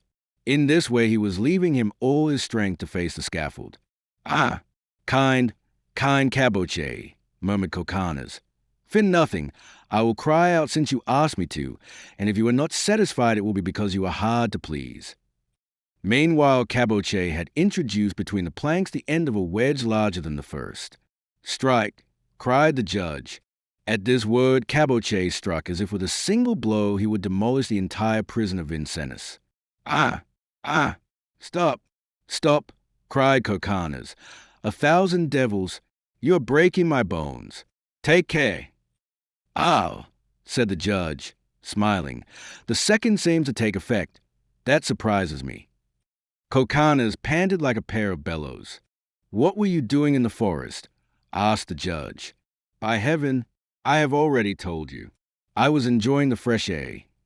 "Proceed," said the judge. "Confess," whispered Caboche. "What?" "Anything you wish, but something." And he dealt a second blow no less light than the former. Coconnas thought he would strangle himself in his efforts to cry out. Oh, said he. "What is it you want to know, monsieur?" "By whose order I was in the forest?" "Yes." "I was there by order of Monsieur d'Alencon." "Right," said the judge. "If I committed a crime in setting a trap for the King of Navarre," continued Coconnas, "I was only an instrument, monsieur, and I was obeying my master." The clerk began to write. "Oh, you denounce me, pale-face," murmured the victim. "But just wait." And he related the visit of Francois to the King of Navarre, the interviews between Dumas and Monsieur d'Alencon, the story of the red cloak, all as though he were just remembering them between the blows of the hammer. At length he had given such precise, terrible, uncontestable evidence against d'Alencon, making it seem as though it was extorted from him only by the pain. He grimaced, roared, and yelled so naturally and in so many different tones of voice that the judge himself became terrified at having to record details so compromising to a son of France. "Well," said Caboche to himself, "here is a gentleman who does not need to say things twice, and who gives full measure of work to the clerk. Great God, what if, instead of leather, the wedges had been of wood?" Coconnas was excused from the last wedge, but he had had 9 others, which were enough to have crushed his limbs completely. The judge reminded the victim of the mercy allowed him on account of his confession and withdrew. The prisoner was alone with Caboche. "Well," asked the latter, "how are you?" "Ah, my friend, my kind friend, my dear Caboche," exclaimed Coconnas. "You may be sure I shall be grateful all my life for what you have done for me." "The deuce! But you are right, monsieur, for if they knew what I have done, it would be I who would have to take your place on the rack, and they would not treat me as I have treated you. But how did the idea come to you?" "Well," said Caboche, wrapping the limbs of Coconnas in bloody bands of linen, "I knew you had been arrested, and that your trial was going on. I knew that Queen Catherine was anxious for your death. I guessed that they would put you to the torture, and consequently took my precautions, at the risk of what might have happened." "Monsieur," said Caboche, "you are the only gentleman who ever gave me his hand, and we all have memories and hearts, even though we are hangmen, and perhaps for that very reason. You will see tomorrow how well I will do my work." "Tomorrow?" said Coconnas. "Yes." "What work?" Caboche looked at Coconnas in amazement. "What work? Have you forgotten the sentence?" "Ah, yes, of course. The sentence," said Coconnas. "I had forgotten it." The fact is that Coconnas had not really forgotten it, but he had not been thinking of it. What he was thinking of was the chapel, the knife hidden under the altar cloth, of Henriette and the Queen, of the vestry door, and the 2 horses waiting on the edge of the forest. He was thinking of liberty, of the ride in the open air, of safety beyond the boundaries of France. "Now," said Caboche, "you must be taken skillfully from the rack to the litter. Do not forget that for everyone, even the guards, your limbs are broken, and that at every jar you must give a cry." "Ah, ah," cried Coconnas, as the 2 assistants advanced. "Come, come, courage," said Caboche. "If you cry out already, what will you do in a little while?" "My dear Caboche," said Coconnas, "do not have me touched, I beg, by your estimable acolytes. Perhaps their hands are not as light as yours." "Place the litter near the racks," said Caboche. The attendants obeyed. Maître Caboche raised Coconnas in his arms as if he were a child and laid him in the litter, but in spite of every care Coconnas uttered loud shrieks. The jailer appeared with a lantern. "To the chapel," said he. The bearers started after Coconnas had given Caboche a second grasp of the hand. The first had been of too much use to the Piedmontese for him not to repeat it. Chapter 59. The chapel. In profound silence, the mournful procession crossed the 2 drawbridges of the fortress and the courtyard which leads to the chapel, through the windows of which a pale light colored the white faces of the red-robed priests. Coconnas eagerly breathed the night air, although it was heavy with rain. He looked at the profound darkness and rejoiced that everything seemed propitious for the flight of himself and his companion. It required all his willpower, all his prudence, all his self-control to keep from springing from the litter, when on entering the chapel he perceived near the choir, 3 feet from the altar, a figure wrapped in a great white cloak. It was Lamo. The 2 soldiers who accompanied the litter stopped outside of the door. "Since they have done us the final favor of once more leaving us together," said Coconnas in a drooling voice, "take me to my friend." The bearers had had no different order, and made no objection to assenting to Coconnas' demand. Lamo was gloomy and pale. His head rested against the marble wall. His black hair, bathed with profuse perspiration, gave to his face the dull pallor of ivory, and seemed still to stand on end. At a sign from the turnkey, the 2 attendants went to find the priest for whom Coconnas had asked. This was the signal agreed on. Coconnas followed them with anxious eyes, but he was not the only one whose glance was riveted on them. Scarcely had they disappeared when two women rushed from behind the altar and hurried to the choir with cries of joy, rousing the air like a warm and restless breeze which precedes a storm. Marguerite rushed towards La Mole and caught him in her arms. La Mole uttered a piercing shriek, like one of the cries Coconnas had heard in his dungeon and which had so terrified him. "My God, what is the matter, La Mole?" cried Marguerite, springing back in fright. La Mole uttered a deep moan and raised his hands to his eyes as though to hide Marguerite from his sight. The queen was more terrified at the silence and this gesture than she had been at the shriek. "Oh!" she exclaimed. "What is the matter? You are covered with blood." Coconnas, who had rushed to the altar for the dagger, and who was already holding Henriette in his arms, now came back. "Rise," said Marguerite. "Rise, I beg you. You see the time has come." A hopelessly sad smile passed over the white lips of La Mole, who seemed almost unequal to the effort. "Beloved Queen," said the young man, "you counted without Catherine, and consequently without a crime. I underwent a torture. My bones are broken. My whole body is nothing but a wound, and the effort I make now to press my lips to your forehead causes me pain worse than death." Pale and trembling, La Mole touched his lips to the queen's brow. "The wreck?" cried Coconnas. "I, too, suffered it, but did not the executioner do for you what he did for me?" Coconnas related everything. "Ah," said La Mole, "I see. You gave him your hand the day of our visit. I forgot that all men are brothers, and was proud. God has punished me for it." La Mole clasped his hands. Coconnas and the women exchanged a glance of indescribable terror. "Come," said the jailer, who until then had stood at the door to keep watch, and had now returned. "Do not waste time. Dear Monsieur de Coconnas, give me my thrust of the dagger, and do it in a way worthy of a gentleman, for they are coming." Marguerite knelt down before La Mole, as if she were one of the marble figures on a tomb, near the image of the one buried in it. "Come, my friend," said Coconnas. "I am strong. I will carry you. I will put you on your horse, or even hold you in front of me, if you cannot sit in the saddle. But let us start. You hear what this good man says. It is a question of life and death." La Mole made a superhuman struggle, a final effort. "Yes," said he, "it is a question of life or death." And he strove to rise. Annibal took him by the arm and raised him.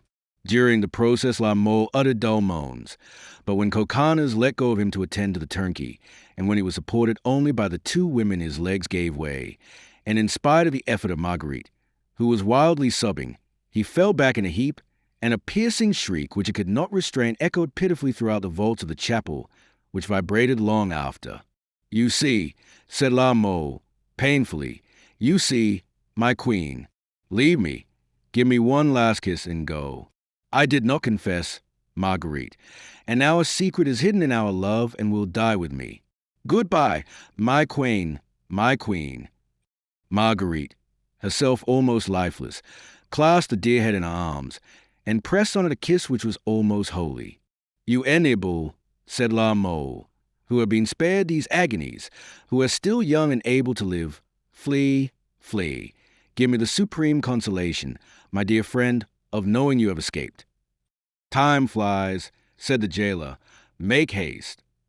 Henriette gently strove to lead Annibal to the door. Marguerite, on her knees before La Mole, sobbing and with disheveled hair, looked like a Magdalene.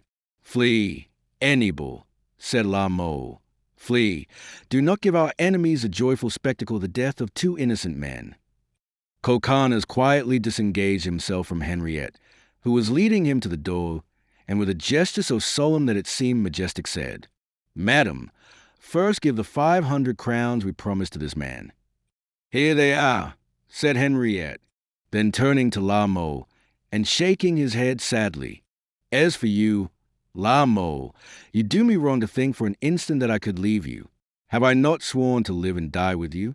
But you are suffering so, my poor friend, that I forgive you."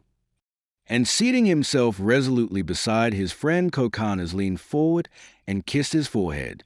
Then gently as a mother would do to her child, he drew the dear head towards him until it rested on his breast.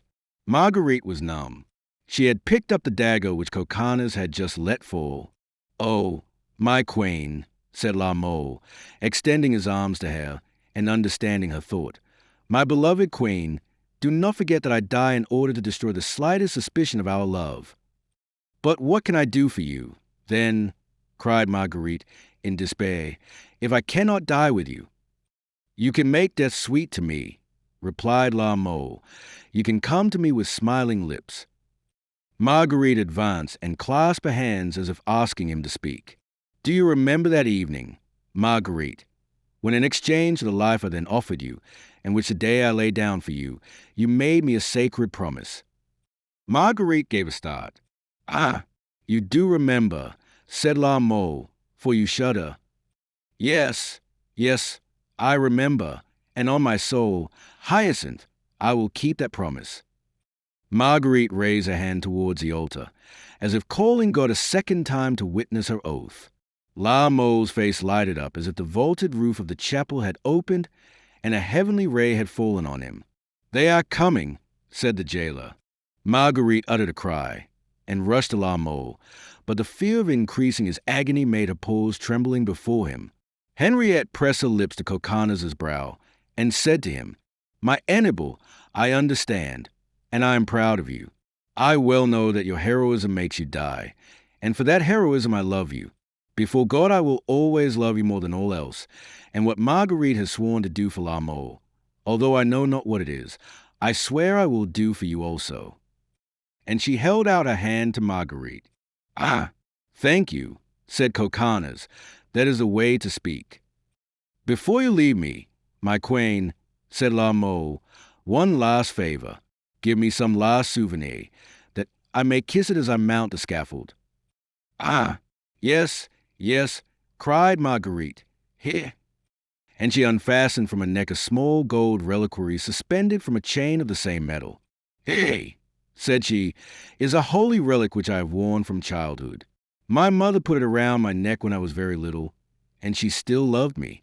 It was given me by my uncle, Pope Clement, and has never left me. Take it. Take it." La Mole took it and kissed it passionately. "They are at the door," said the jailer. "Flee, ladies, flee." The two women rushed behind the altar and disappeared. At the same moment the priest entered. Chapter 60. The place Saint Jean-Yves. It was 7 o'clock in the morning, and a noisy crowd was waiting in the squares, the streets, and on the quays. At 6 o'clock a tumbrel, the same in which after their duel the two friends had been conveyed half dead to the Louvre, had started from Vincennes and slowly crossed the Rue Saint-Antoine. Along its route the spectators, so huddled together that they crushed one another, seemed like statues with fixed eyes and open mouths. This day there was to be a heart-rending spectacle offered by the Queen Mother to the people of Paris. On some straw in the tumbrel, we have mentioned, which was making its way through the streets, were two young men, bareheaded and entirely clothed in black, leaning against each other. Coconnas supported on his knees La Mole, whose head hung over the sides of the tumbrel, and whose eyes wandered vaguely here and there. The crowd, eager to see even the bottom of the vehicle, crowded forward, lifted itself up, stood on tiptoe, mounted posts, clung to the angles of the walls, and appeared satisfied only when it had succeeded in seeing every detail of the two bodies which were going from the torture to death. It had been rumored that La Mole was dying without having confessed one of the charges imputed to him, while, on the contrary, Coconnas, it was asserted, could not endure the torture and had revealed everything. So there were cries on all sides. "See the red-haired one. It was he who confessed. It was he who told everything. He is a coward and is the cause of the other's death. The other is a brave fellow and confessed nothing." The two young men heard perfectly, the one the praises, the other the reproaches, which accompanied their funeral march, and while La Mole pressed the hands of his friend, a sublime expression of scorn lighted up the face of the Piedmontese, who from the foul tumbrel gazed upon the stupid mob as if he were looking down from a triumphal car. Misfortune had done its heavenly work, and had ennobled the face of Coconnas, as death was about to render divine his soul. "Are we nearly there?" asked La Mole. "I can stand no more, my friend. I feel as if I were going to faint." Wait. La Mole, we are passing by the Rue Tizen and the Rue Cloche-Percy. Look, look! Oh, raise me, that I may once more gaze on the happy abode. Coconnas raised his hand and touched the shoulder of the executioner, who sat at the front of the tumbril driving. Maître, said he, do us the kindness to stop a moment opposite the Rue Tizen. Caboche nodded in assent, and drew rein at the place indicated. Aided by Coconnas, La Mole raised himself with an effort, and with eyes blinded by tears gazed at the small house, silent and mute, deserted as a tomb. A groan burst from him, and in a low voice he murmured, Adieu, adieu, youth, love, life. And his head fell forward on his breast. Courage, said Coconnas. We may perhaps find all this above. Do you think so? Murmured La Mole. I think so, because the priest said so, and above all, because I hope so. But do not faint, my friend, or these staring wretches will laugh at us. Caboche heard the last words, and whipping his horse with one hand, he extended the other, unseen by anyone, to Coconnas. It contained a small sponge saturated with a powerful stimulant, and La Mole, after smelling it and rubbing his forehead with it, felt himself revived and reanimated. Ah, said La Mole, I am better, and he kissed a reliquary which he wore round his neck. As they turned the corner of the quay and reached the small edifice built by Henry II, they saw the scaffold rising bare and bloody on its platform above the heads of the crowd. Dear friend, said La Mole, I wish I might be the first to die. Coconnas again touched the hangman's shoulder. What is it, my gentleman? Said the latter, turning around. My good fellow, said Coconnas, you will do what you can for me, will you not? You said you would. Yes, and I repeat it. My friend has suffered more than I, and consequently has less strength. Well, he says that it would cause him too much pain to see me die first. Besides, if I were to die before him, he would have no one to support him on the scaffold. Very well, said Caboche, wiping away a tear with the back of his hand. Be easy, it shall be as you wish. And with one blow, said the Piedmontese in a low tone. With one blow. That is well. If you have to make up for it, make up on me. The tumbril stopped. They had arrived. Coconnas put on his hat. A murmur like that of the waves at sea reached the ears of La Mole.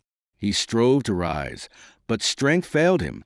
Caboche and Coconnas supported him under the arms. The place was paved with heads. The steps of the Hotel de Ville seemed an amphitheater peopled with spectators. Each window was filled with animated faces, the eyes of which seemed on fire. When they saw the handsome young man, no longer able to support himself on his bruised legs, make a last effort to reach the scaffold, a great shout rose like a cry of universal desolation. Men groaned and women uttered plaintive shrieks. He was one of the greatest courtiers, said the men, and he should not have to die at St. Jean-Ingrive, but at the pre-auxiliary clerks. How handsome he is! How pale, said the women. He is the one who would not confess. Dearest friend, said La Mole, I cannot stand. Carry me. Wait, said Coconnas. He signed to the executioner, who stepped aside. Then, stooping, he lifted La Mole in his arms as if he were a child, and without faltering carried his burden up the steps of the scaffold, where he put him down, amid the frantic shouting and applause of the multitude. Coconnas raised his hat and bowed. Then he threw the hat on the scaffold beside him. Look round, said La Mole. Do you not see them somewhere? Coconnas slowly glanced around the place, and, having reached a certain point, without removing his eyes from it, he laid his hand on his friend's shoulder. Look, said he, look at the window of that small tower. With his other hand, he pointed out to La Mole the little building which still stands at the corner of the Rue de l'Avenir and the Rue Moudon, a reminder of past ages. Somewhat back from the window, two women dressed in black were leaning against each other. Ah, said La Mole, I feared only one thing, and that was to die without seeing her again. I have seen her. Now I can go. And with his eyes riveted on the small window, he raised the reliquary to his lips and covered it with kisses. Coconnas saluted the two women with as much grace as if he were in a drawing room. In response to this, they waved their handkerchiefs bathed in tears. Caboche now touched Coconnas on the shoulder and looked at him significantly. "Yes, yes," said the Piedmontese. Then turning to Lamo, "Embrace me," said he, "and die like a man. This will not be hard for you, my friend. You are so brave." "Ah," said Lamo, "there will be no merit in my dying bravely, suffering as I do." The priest approached and held the crucifix before Lamo, who smiled and pointed to the reliquary in his hand. "Never mind," said the priest. "Ask strength from him who suffered what you are about to suffer." Lamo kissed the feet of the Christ. "Commend me to the prayers of the nuns of the Aven Saint Vige." "Make haste, Lamo," said Coconnas. "You cause me such suffering that I feel myself growing weak." "I am ready," said Lamo. "Can you keep your head steady?" inquired Caboche, holding his sword behind Lamo, who was on his knees. "I hope so," said the latter. "Then all will go well." "But," said Lamo, "you will not forget what I ask of you?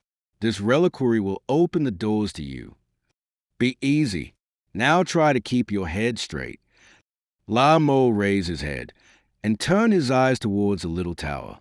"Adieu, Marguerite," said he. "Bless." He never finished. With one blow of his sword, as swift as a stroke of lightning, Caboche severed the head, which rolled to the feet of Coconnas. The body fell back gently as if going to rest. A great cry rose from thousands of voices, and, among them, it seemed to Coconnas that he heard a shriek more piercing than all the rest. "Thank you, my good friend," said Coconnas, and a third time he extended his hand to the hangman. "My son," said the priest, "have you nothing to confess to God?" "Faith, no, father," said the Piedmontese. "All that I had to say I said to you yesterday." Then turning to Caboche, "Now, executioner, my last friend, one more favor." Before kneeling down, he turned on the crowd a glance so calm and serene that a murmur of admiration rose, which soothed his ear and flattered his pride. Then, raising the head of his friend and pressing a kiss on the purple lips, he gave a last look toward the little tower, and kneeling down, still holding the well-loved head in his hand, he said, "Now!" Scarcely had he uttered the word before Caboche had cut off his head. This done, the poor hangman began to tremble. "It was time it was over," said he. "Poor fellow!" And with difficulty he drew from the clenched fingers of Lamo the reliquary of gold. Then he threw his cloak over the sad remains which the tumbril was to convey to his own abode. The spectacle over, the crowd dispersed. Chapter 61. The Headsman's Tower. Night descended over the city, which still trembled at the remembrance of the execution, the details of which passed from mouth to mouth, setting the happy supper hour in every home. In contrast to the city, which was silent and mournful, the Louvre was noisy, joyous, and illuminated. There was a grand fete at the palace, a fete ordered by Charles IX, a fete he had planned for that evening at the very time that he had ordered the execution for the morning. The previous evening the Queen of Navarre had received word to be present, and, in the hope that Lamo and Coconnas would have escaped during the night, since every measure had been taken for their safety, she had promised her brother to comply with his wishes. But when she had lost all hope, after the scene in the chapel, out of a last feeling of piety for that love, the greatest and the deepest she had ever known, she had been present at the execution. She resolved that neither prayers nor threats should force her to attend a joyous festival at the Louvre the same day on which she had witnessed so terrible a scene at the Grève. That day King Charles had given another proof of the willpower which no one perhaps carried as far as he. In bed for a fortnight, weak as a dying man, pale as a corpse, yet he rose about 5 o'clock and donned his most beautiful clothes, although during his toilet he fainted 3 times. At 8 o'clock he asked what had become of his sister, and inquired if anyone had seen her and what she was doing. No one could tell him, for the Queen had gone to her apartments about 11 o'clock, and had absolutely refused admittance to everyone. But there was no refusal for Charles. Leaning on the arm of Monsieur de Nancy, he went to the Queen's rooms and entered unannounced by the secret corridor. although he had expected a melancholy sight and had prepared himself for it in advance.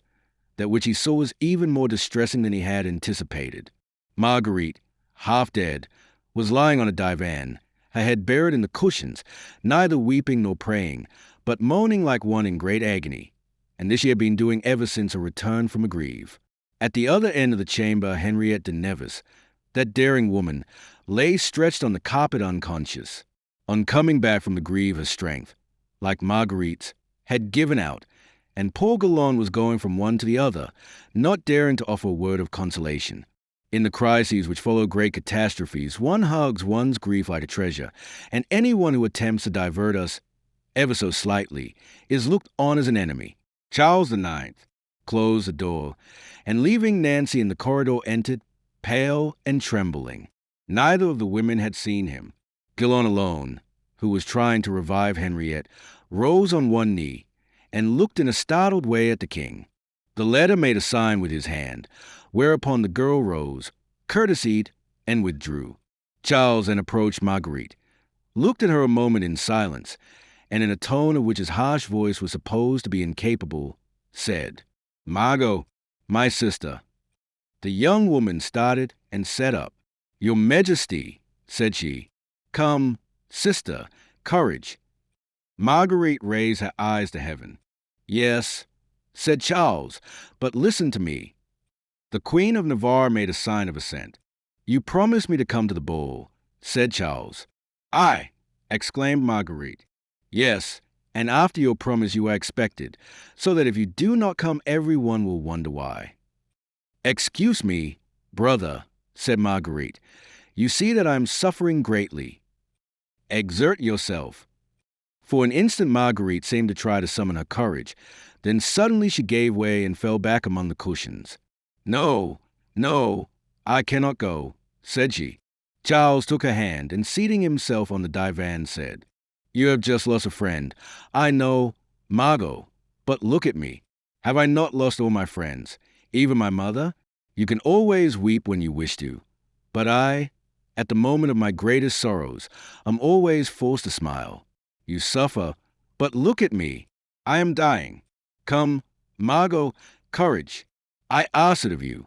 Sister, in the name of our honor, we bear like a cross of agony the reputation of our house. Let us bear it.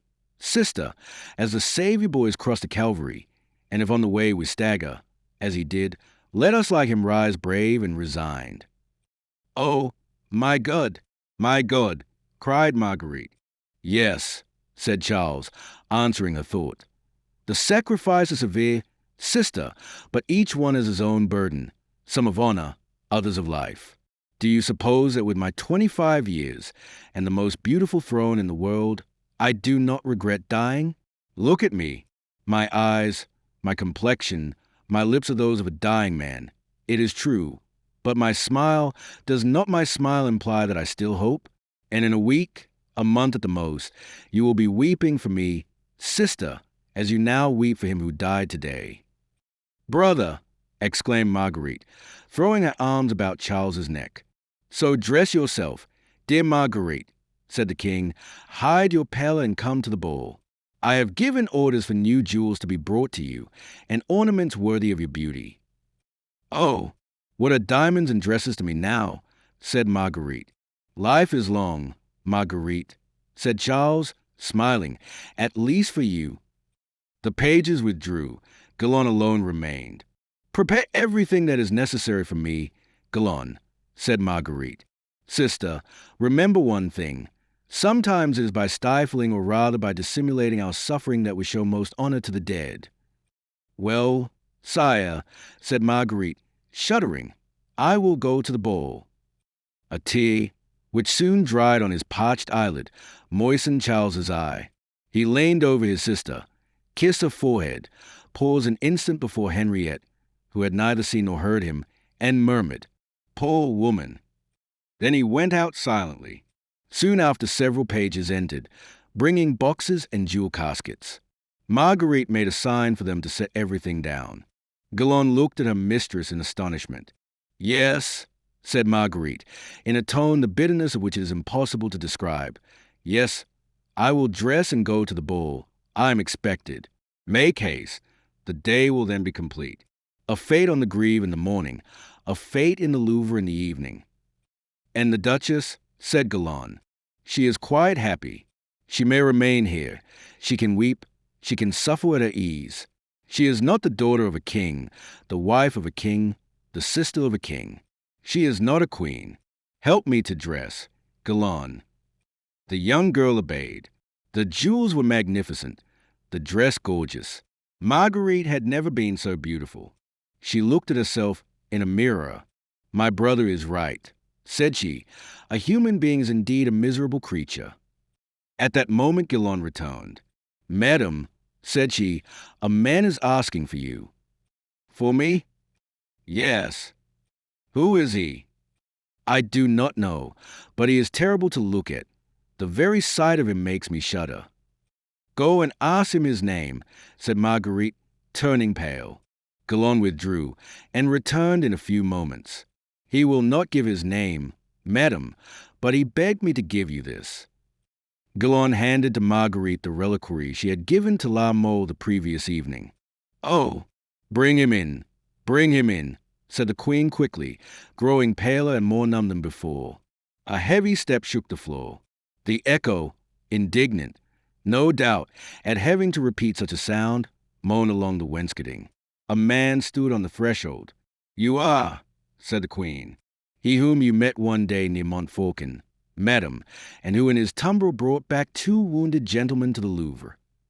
Yes, I know you. You are Maître Caboche, executioner of the provostship of Paris, madam. These were the only words Henriette had heard for an hour. She raised a pale face from her hands and looked at the man with the sapphire eyes, from which a double flame seemed to doubt. And you come, said Marguerite, trembling, to remind you of your promise to the younger of the 2 gentlemen who charged me to give you this reliquary. You remember the promise, madam? Yes, exclaimed the queen, and never has a noble soul had more satisfaction than he shall have. But where is? At my house with the body. At your house? Why did you not bring it? I might have been stopped at the gate of the Louvre and compelled to raise my cloak. What would they have said if they had seen a head under it? That is right. Keep it. I will come for it tomorrow. Tomorrow, madam, said Caboche, may perhaps be too late. How so? Because the Queen Mother wanted the heads of the first victims executed by me to be kept for her magical experiments. Oh, what profanation! The heads of our well-beloved. Henriette, cried Marguerite, turning to her friend, who had risen as if a spring had placed on her feet. Henriette, my angel, do you hear what this man says? Yes. What must we do? Go with him. Then uttering a cry of pain by which great sufferers return to life. Ah, I was so happy, said Henriette. I was almost dead. Meanwhile, Marguerite had thrown a velvet cloak over her bare shoulders.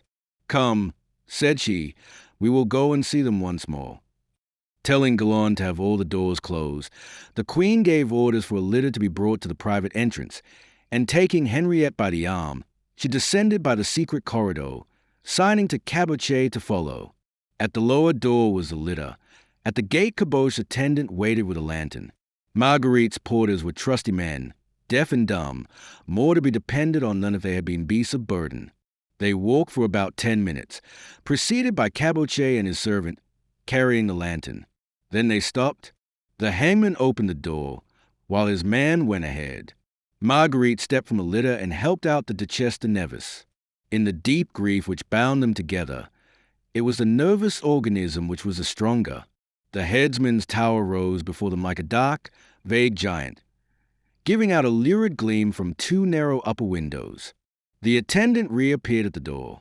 You can enter, ladies, said Caboche. Everyone is asleep in the tower. At the same moment the light from above was extinguished. The 2 women, holding to each other, passed through the small Gothic door, and reached a dark hall with damp and uneven pavement. At the end of a winding corridor they perceived a light, and guided by the gruesome master of the place, they set out towards it. The door closed behind them. Caboche, a wax torch in hand, admitted them into a lower room filled with smoke. In the center was a table containing the remains of a supper for 3.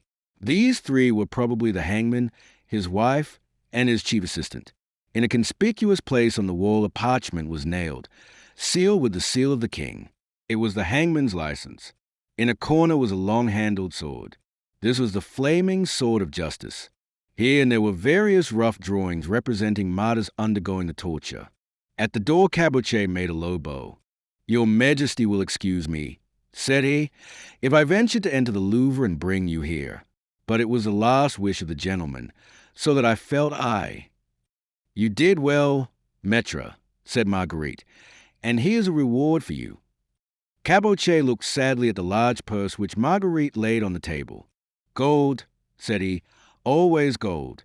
Alas, madam, if I only could buy back for gold the blood I was forced to spill today."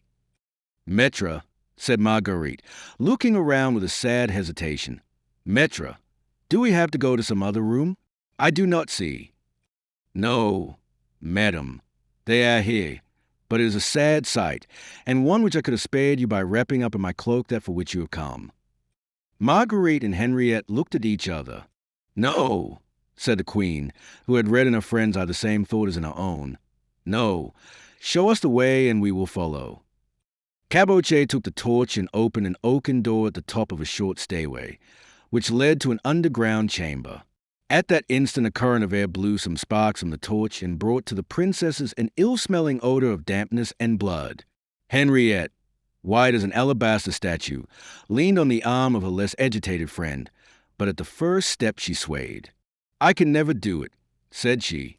"When one loves truly, Henriette," replied the queen, "one loves beyond death."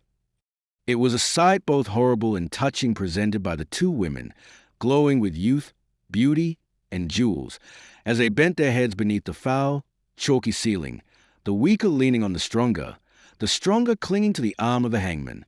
They reached the final step. On the floor of the cellar lay 2 human forms covered with a wide cloth of black serge. Caboche raised a corner of it, and, lowering the torch, "See, madam," said he, in their black clothes lay the 2 young men, side by side, in the strange symmetry of death. Their heads had been placed close to their bodies, from which they seemed to be separated only by a bright red circle about the neck. Death had not disunited their hands, for either from chance or the kind care of the hangman the right hand of La Mole rested in Coconnas' left hand. There was a look of love under the lids of La Mole, and a smile of scorn under those of Coconnas. Marguerite knelt down by the side of her lover, and with hands that sparkled with gems gently raised the head she had so greatly loved. The Duchesse de Nevers leaned against the wall, unable to remove her eyes from that pale face on which so often she had gazed for pleasure and for love. "La Mole, dear La Mole," murmured Marguerite.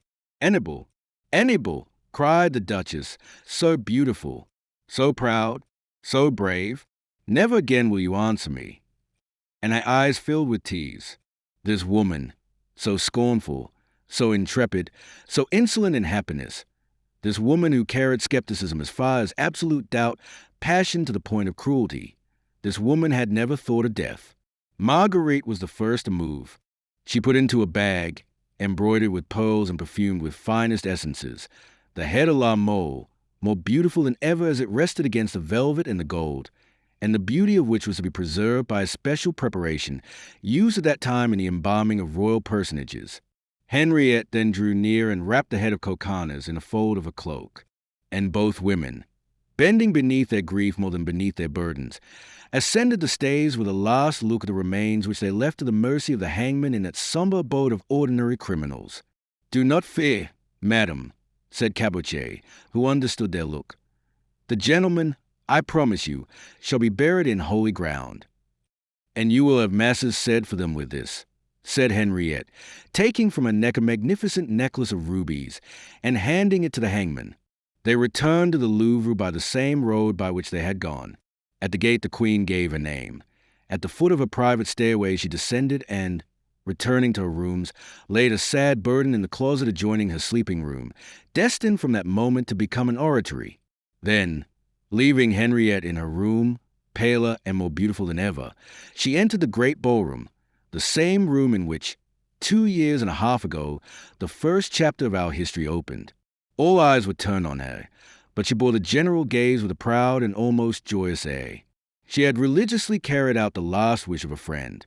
Seeing her, Charles pushed tremblingly through the gilded crowd around her. "Sister," said he, aloud, "I thank you." Then in a low tone, "Take care," said he, "you have a spot of blood on your arm." "Ah, what difference does that make, sire?" said Marguerite, "since I have a smile on my lips." Chapter 62. The Sweat of Blood. A few days after the terrible scene we have just described, that is, on the 30th of May, 1574, while the court was at Vincennes, suddenly a great commotion was heard in the chamber of the king.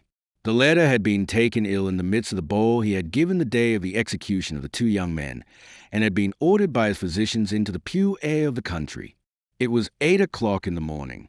A small group of courtiers were talking excitedly in the antechamber, when suddenly a cry was heard, and Charles's nurse appeared at the door, her eyes filled with tears, calling frantically, "Help! Help! Is His Majesty worse?" asked the Captain de Nancy, whom, as we know, the king had relieved from all duty to Queen Catherine in order to attach him to himself. "Oh, blood! Blood!" cried the nurse. "The doctors! Call the doctors!" Mosel and Ambrose Père in turn attended the august patient, and the latter, seeing the king fall asleep, had taken advantage of the fact to withdraw for a few moments.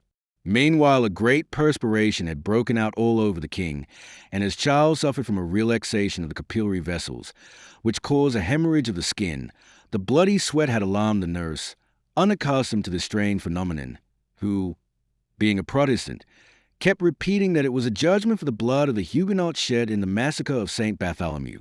The courtiers went in all directions in search of the doctor, who could not be far away, and whom they could not fail to meet. The antechamber, therefore, became deserted, every one being anxious to show his zeal in bringing the much-needed physician. Just then a door opened and Catherine appeared.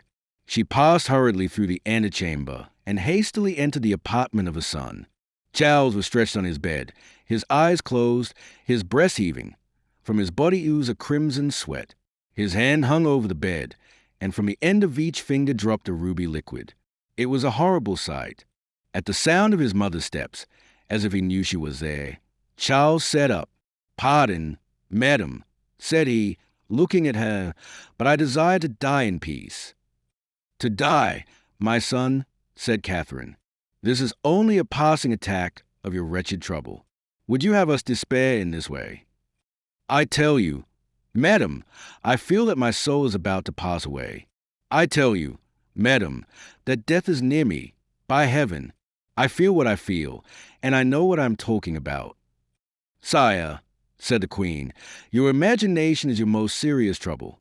Since the well-merited punishment of those two sorcerers, those assassins, La Mole and Coconnas, your physical suffering should have diminished. The mental trouble alone continues, and if I could talk with you for just 10 minutes, I could prove to you." "Nurse," said Charles, "watch at the door that no one may enter. Queen Catherine de Medici wishes to speak with her well-loved son Charles IX." The nurse withdrew. "Well," continued Charles, "this interview will have to take place some day or other, and better today than tomorrow. Besides, tomorrow may be too late, but a third person must be present." "Why?" "Because I tell you I am dying," repeated Charles with frightful seriousness. "Because at any moment death may enter this chamber, as you have done, pale, silent, and unannounced. It is, therefore, time. Last night I settled my personal affairs. This morning I will arrange those of the kingdom." "What person do you desire to see?" asked Catherine. "My brother, madam, had him summoned." "Sire," said the queen, "I see with pleasure that the prejudices dictated by hatred rather than pain are leaving your mind, as they soon will fade from your heart." "Nurse," cried Catherine, "nurse." The woman, who was keeping watch outside, opened the door. "Nurse," said Catherine, "by order of my son, When Monsieur de Nancy returns, say to him to summon the Duc d'Alencon." Charles made a sign which detained the woman. "I said my brother, madam," said Charles. Catherine's eyes dilated like those of a tigress about to show her anger. But Charles raised his hand imperatively. "I wish to speak to my brother Henry," said he. "Henry alone is my brother, not he who is king yonder, but he who is a prisoner here. Henry shall know my last wishes." "And do you think," exclaimed the Florentine, with unusual boldness in the face of the dread will of her son, her hatred for the Bene being strong enough to make her forget her customary dissimulation, "do you think that if, as you say, you are near the tomb, I will yield to anyone, especially a stranger, my right to be present at your last hour, my right as queen and mother?" "Madam," said Charles, "I am still king, and I still command. I tell you that I desire to speak to my brother Henry, and yet you do not summon my captain of the guard. 1,000 devils! I warn you, madam, I still have strength enough to go for him myself." The king made a movement as if to rise from the bed, which brought to light his body, bloody like Christ after the flogging. "Sire," cried Catherine, holding him back, "you wrong us all. You forget the insults given to our family. You repudiate our blood. A son of France alone should kneel before the deathbed of a king of France. As to me, my place is marked out. It is here by the laws of nature as well as the laws of royalty. Therefore I shall remain." "And by what right do you remain, madam?" demanded Charles IX. "Because I am your mother." "You are no more my mother, madam, than is the Duc d'Alencon my brother." "You are mad, monsieur," said Catherine. "Since when is he who gives birth to a child no longer his mother?" "From the moment, madam, when the unnatural mother takes away that which he gives," replied Charles, wiping away a bloody sweat from his lips. "What do you mean, Charles?" "I do not understand you," murmured Catherine, gazing at her son, her eyes dilated with astonishment. "But you will, madam." Charles searched under his pillow and drew out a small silver key. "Take this, madam, and open my traveling box. It contains certain papers which will speak for me." Charles pointed to a magnificent carved box, closed with a silver lock, like the key, which occupied the most conspicuous place in the room.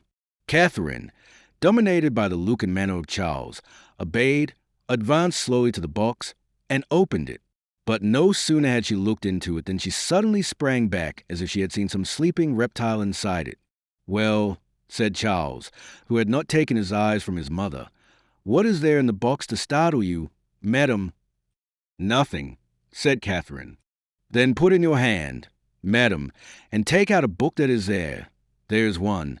Is there not?" added Charles, with a pale smile, more terrible in him than a threat in another. "Yes," faltered Catherine. "A book on hunting." "Yes." "Take it out and bring it to me." In spite of her assurance, Catherine turned pale and trembled in every limb as she extended her hand towards the box. "Fatality," she murmured, raising the book. "Very good," said Charles. "Now listen. This book on hunting. I love the chase madly, above everything else. I read this book too eagerly. Do you understand, madam?" Catherine gave a dull moan. "It was a weakness," continued Charles. "Burn it, madam. The weakness of kings and queens must not be known." Catherine stepped to the glowing hearth and dropped the book into the flames. Then, standing motionless and silent, she watched with haggard eye the bluish light which rose from the poisoned leaves. As the book burned, a strong odor of arsenic spread through the room. Soon the volume was entirely destroyed. "And now, madam," said Charles, with irresistible majesty, "call my brother." Catherine, overcome, crushed under a multiple emotion which a profound wisdom could not analyze, and which an almost superhuman strength could not combat, took a step forward as if to speak. The mother grew remorseful. The queen was afraid. The poisoner felt a return of hatred. The latter sentiment dominated. "Curse him," she cried, rushing from the room. "He triumphs. He gains his end. Curse him. Curse him."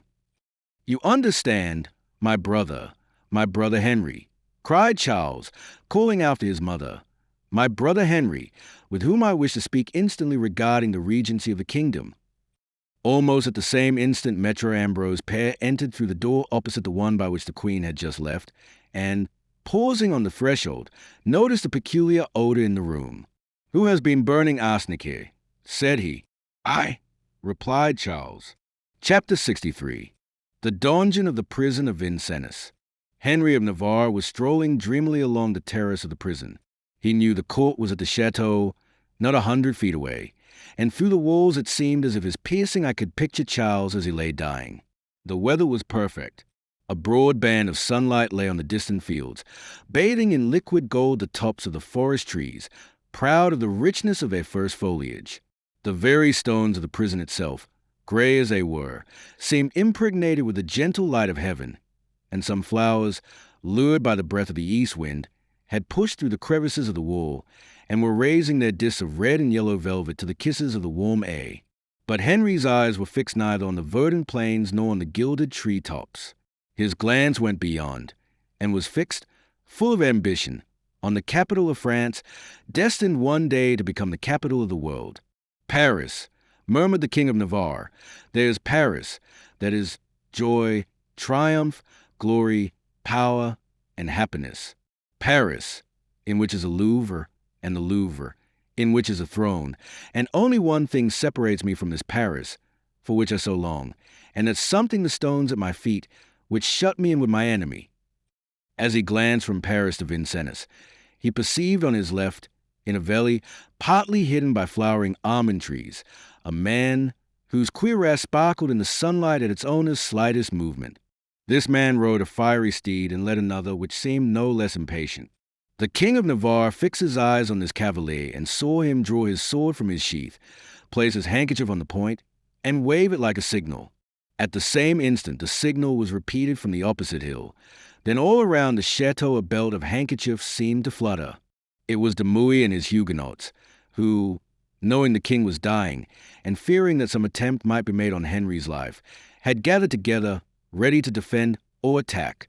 Henry, with his eyes still on the horseman he had seen first, bent over the balustrade, and shading his eyes with his hand to keep out the dazzling rays of the sun, recognized the young Huguenot.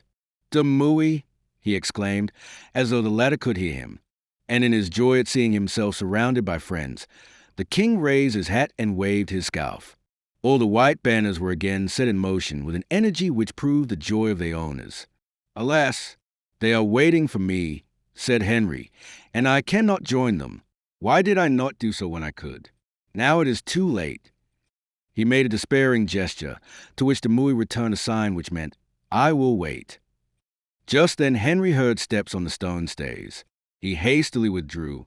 The Huguenots understood the cause of his sudden disappearance, and their swords were returned to their sheaths and their handkerchiefs disappeared. Henry saw on the stairs a woman whose quick breathing showed that she had come in haste. He recognized, not without the secret dread he always felt on seeing her, Catherine de Medici. Behind her were two guards who stopped at the head of the stairs. "Oh," thought Henry, "it must be something new and important that makes a queen mother come to seek me on the balcony of the prison of Vincennes." Catherine seated herself on a stone bench against the battlement to recover her breath. Henry approached her, and with his most gracious smile, "Are you seeking me, my good mother?" "Yes, monsieur," replied Catherine. "I wish to give you a final proof of my attachment. The king is dying and wishes to see you." "Me?" said Henry, with a start of joy. "Yes. He has been told, I am sure, that not only do you covet the throne of Navarre, but that of France as well." "Oh!" exclaimed Henry. "It is not true, I know, but he believes it, and no doubt the object of the interview he wishes with you is to lay a snare for you." "For me?" "Yes. Before dying, Charles wants to know what there is to hope or fear from you. And on your answer to his offer, mark you, will depend his final commands, that is, your life or death." "But what will he offer me?" "How do I know? Impossibilities, probably. But have you no idea?" "No. But suppose, for instance—" Catherine paused. "What?" Suppose he credited you with these ambitious aims of yours he has heard about. Suppose he should wish to hear these aimed from your own lips. Suppose he should tempt you as once they used to tempt the guilty in order to provoke a confession without torture. Suppose, continued Catherine, looking fixedly at Henry, he were to offer you a kingdom, the Regency. A thrill of indescribable joy pervaded Henry's weary heart, but he guessed the snare, and his strong and supple soul rebounded. Me, said he, the snare would be too palpable. Offer me the Regency when there is yourself and my brother D'Alencon. Catherine compressed her lips to conceal her satisfaction. Then, said she, quickly, you would refuse it. The king is dead, thought Henry, and she is laying a trap for me. Aloud, he said, I must first hear what the King of France has to say, for from your own words, madam, all this is mere supposition. Doubtless, said Catherine, but you can tell me your intentions. Why, said Henry, innocently, having no pretensions, I have no intentions. That is no answer, said Catherine, feeling that time was flying, and giving way to her anger. You can give some answer. I cannot answer suppositions, madam. A positive resolution is so difficult and so grave a thing to assume that I must wait for facts. Listen, monsieur, said Catherine. There is no time to lose, and we are wasting it in vain discussion, in toying with words. Let us play our role of king and queen. If you accept the Regency, you are a dead man. The king lives, thought Henry. Then aloud, Madam, said he, firmly, God holds the lives of men and of kings in his hands. He will inspire me.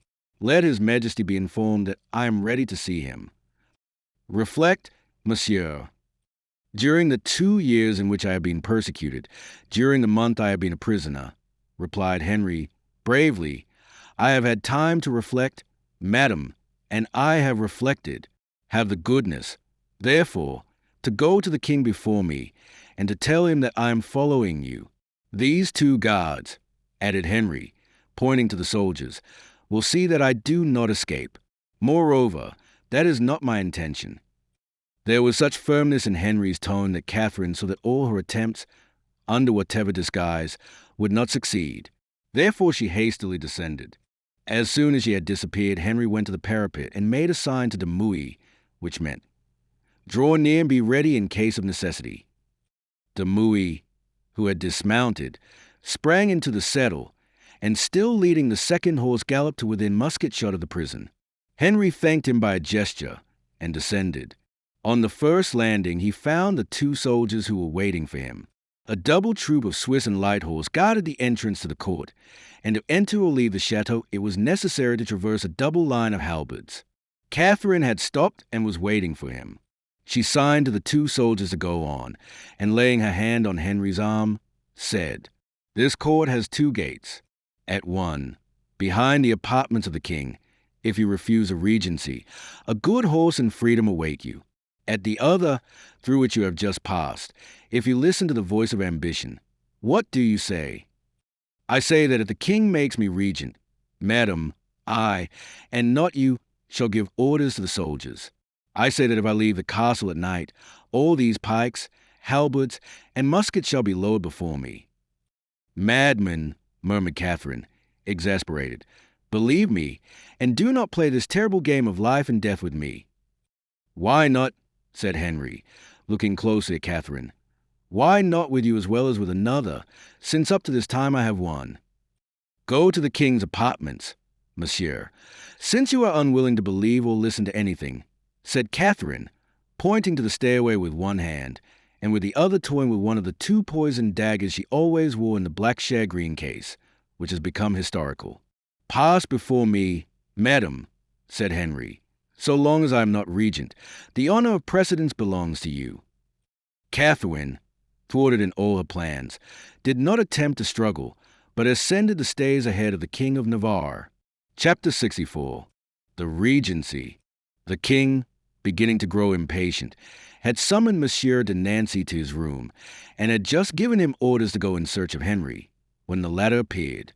On seeing his brother-in-law at the door, Charles uttered a cry of joy, but Henry stood motionless, as startled as if he had come face to face with a corpse. The two physicians who were at the bedside, and the priest who had been with Charles withdrew. Charles was not loved, and yet many were weeping in the antechambers. At the death of kings, good or bad, there are always persons who lose something and who fear they will not find it again under the successor.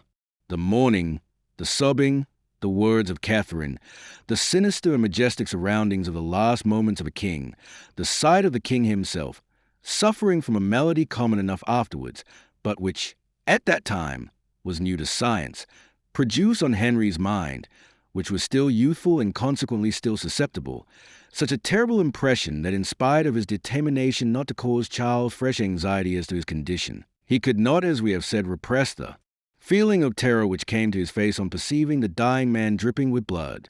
Charles smiled sadly. Nothing of those around him escapes the dying. "Come, Henriette," said he, extending his hand with a gentleness of voice Henry had never before noticed in him. "Come in. I have been very unhappy at not seeing you for so long. I have tormented you greatly during my life, my poor friend, and sometimes, believe me, I have reproached myself for it. Sometimes I have taken the hands of those who tormented you, it is true, but a king cannot control circumstances. And besides my mother Catherine, my brothers Danjou and D'Alencon, I had to consider during my lifetime something else which was troublesome and which ceases the moment I draw near to death: state policy." "Sire," murmured Henry, "I remember only the love I have always had for my brother, the respect I have always felt for my king." Yes, you are right," said Charles, "and I am grateful to you for saying this, Henriette, for truly you have suffered a great deal under my reign without counting the fact that it was during my reign that your poor mother died. But you must have seen that I was often driven. Sometimes I have resisted, but oftener I have yielded from very fatigue. But, as you said, let us not talk of the past. Now it is the present which concerns me. It is the future which frightens me." And the poor king hid his livid face in his emaciated hands. After a moment's silence, he shook his head as if to drive away all gloomy thoughts, thus causing a shower of blood to fall about him. "We must save the state," he continued in a low tone, leaning towards Henry. "We must prevent its falling into the hands of fanatics or women." As we have just said, Charles uttered these words in a low tone, yet Henry thought he heard behind the headboard something like a dull exclamation of anger. Perhaps some opening made in the wall at the instigation of Charles himself permitted Catherine to hear this final conversation. "Of women?" said the King of Navarre to provoke an explanation. "Yes, Henry," said Charles. "My mother wishes the regency until my brother return from Poland. But mind what I tell you, he will not come back." "Why not?" cried Henry, whose heart gave a joyful leap. "No, he cannot return," continued Charles, "because his subjects will not let him leave." "But," said Henry, "do you not suppose, brother, that the Queen Mother has already written to him?" "Yes, but Nancy stopped the courier at Chateau Thierry and brought me the letter in which he said I was to die. I wrote to Varsovia myself. My letter reached there, I am sure, and my brother will be watched. So, in all probability, Henry, the throne will be vacant." A second sound louder than the first was heard in the alcove. "She is surely there," thought Henry, "and is listening." Charles heard nothing. "Now," he continued, "I am dying without male aid." Then he stopped.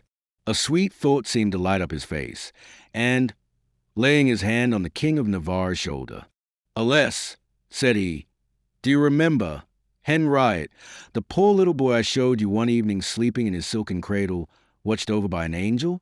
Alas, Henriette, they will kill him." "Oh, sire," cried Henry, whose eyes filled with tears, "I swear to you that I will watch over him all the days and nights of my life. Command me, my king." "Thanks, Henriette, thanks," said Charles, with a show of feeling unusual in him, but which the situation had roused. "I accept your promise. Do not make him a king. Fortunately, he was not born for a throne, but make him happy. I have left him an independent fortune. Let him inherit his mother's nobility, that of the heart. Perhaps it would be better for him if he were to enter the church. He would inspire less fear. Oh, it seems to me that I should die, If not happy, at least calm, if I had the kisses of the child and the sweet face of its mother to console me. Sire, could you not send for them? Ah, poor wretches! They would never be allowed to leave the Louvre. Such is the condition of kings. Henriot, they can neither live nor die as they please. But since you promise, I am more resigned. Henry reflected. Yes, no doubt, my king. I have promised, but can I keep my word? What do you mean? Shall I not be persecuted, and threatened like him, even more than him? For I am a man, and he is only a child. You are mistaken, said Charles. After my death you shall be great and powerful. Here is what will make you so. And the king drew a parchment from under the pillow. See, said he. Henry glanced over the document sealed with the royal seal. The regency for me, sire, said he, growing pale with joy. Yes, for you, until the return of the Duc d'Anjou, and as in all probability the Duke will never return, it is not the regency only but the throne that this gives you. The throne, murmured Henry. Yes, said Charles, you alone are worthy of it. You alone are capable of governing these debauched gallants, and these bold women who live by blood and tease. My brother d'Alencon is a traitor, and would deceive everyone. Leave him in the prison in which I have placed him. My mother will try to kill you, therefore banish her. My brother d'Anjou in 3 or 4 months, perhaps in a year, will leave Varsovia and will come to dispute the throne with you. Answer him by a bull from the Pope. I have already arranged that matter through my ambassador, the Duc de Nevis, and you will receive the document before long. Oh, my king, you have but one thing to fear, Henry, civil war. But by remaining converted you will avoid this, for the Huguenots are strong only when you put yourself at their head, and Monsieur de Condé is nothing when opposed to you. France is a country of plains, Henry, and consequently a Catholic country. The King of France ought to be the king of the Catholics and not the king of the Huguenots, for the King of France ought to be the king of the majority. It is said I feel remorse for the massacre of St. Bartholomew. Doubt? Yes. Remorse? No. It is said I am bleeding the blood of those Huguenots from every pore. I know what is flowing from me. It is arsenic and not blood. What do you mean, sire? Nothing. If my death must be avenged, Henriot, it must be avenged by God alone. Let us speak now of the future. I leave you a faithful parliament and a trusty army. Lean on them, and they will protect you against your only enemies, my mother and the Duc d'Alencon. Just then the sound of arms and military commands were heard in the vestibule. I am dead, murmured Henry. You fear? You hesitate, said Charles, anxiously. I, sire, replied Henry. No, I do not fear, nor do I hesitate. I accept. Charles pressed Henry's hand. At that moment, the nurse approached with a drink she had been preparing in the adjoining room, not knowing that the fate of France was being decided 3 feet from her. Call my mother, nurse, and have Monsieur d'Alencon also summoned. Chapter 65. The king is dead. Long live the king. A few moments later, Catherine and the Duc d'Alencon, pale with fright and trembling with rage, entered Charles's room. As Henry had conjectured, Catherine had overheard everything and in a few words had told all to Francois. Henry was standing at the head of Charles's bed. The king spoke his wishes. Madam, said he to his mother, had I a son, you would be regent, or in default of you it would be the king of Poland, or in default of him it would be my brother Francois. But I have no son, and after me the throne belongs to my brother the Duc d'Anjou, who is absent. As some day he will claim this throne, I do not wish him to find in his place a man who by almost equal rights might dispute it with him, and who consequently might expose the kingdom to civil war. This is why I do not appoint you regent, madam, for you would have to choose between your 2 sons, which would be painful for a mother. This is why I do not choose my brother Francois, for he might say to his elder brother, you had a throne, why did you leave it? No, I have chosen as regent one who can take the crown on trust, and who will keep it in his hand and not on his head. Salute this regent, madam. Salute him, brother. It is the King of Navarre. And with a gesture of supreme authority, the king himself saluted Henry. Catherine and d'Alencon made a gesture between a nervous shudder and a salute. "Hey, my lord regent," said Charles to the King of Navarre, "here is the parchment which, until the return of the King of Poland, gives you the command of the armies, the keys of the treasury, and the royal power and authority."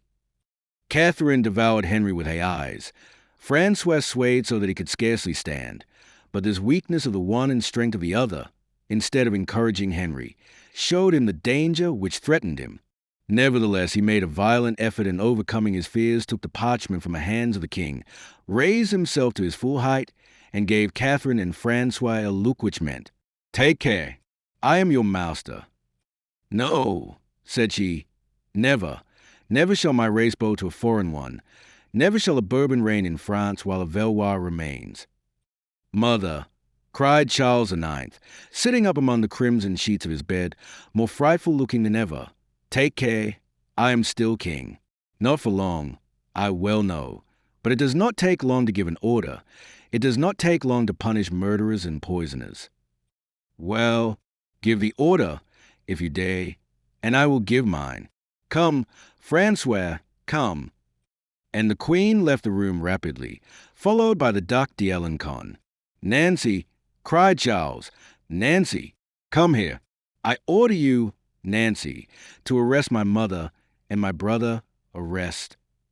A stream of blood choked his utterance, just as the captain of the guards opened the door, and, almost suffocated, the king fell back on his bed.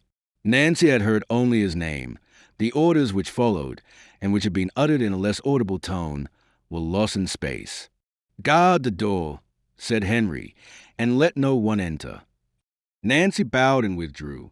Henry looked at the almost lifeless body, which already would have seemed like that of a corpse had not a light breath stirred the fringe of foam on the lips. Henry looked for several moments.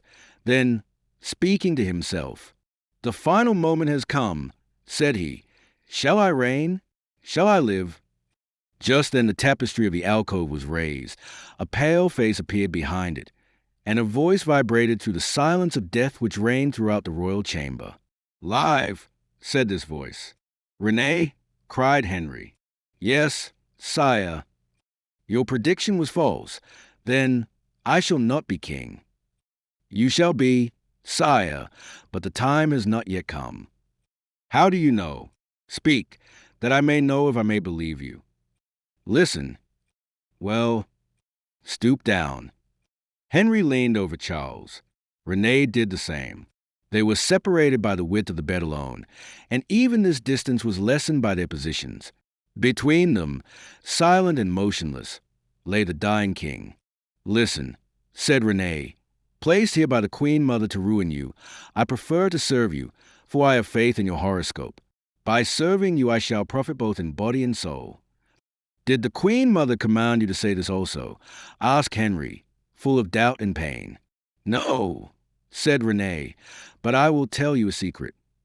He leaned still further over. Henry did likewise, so that their heads almost touched.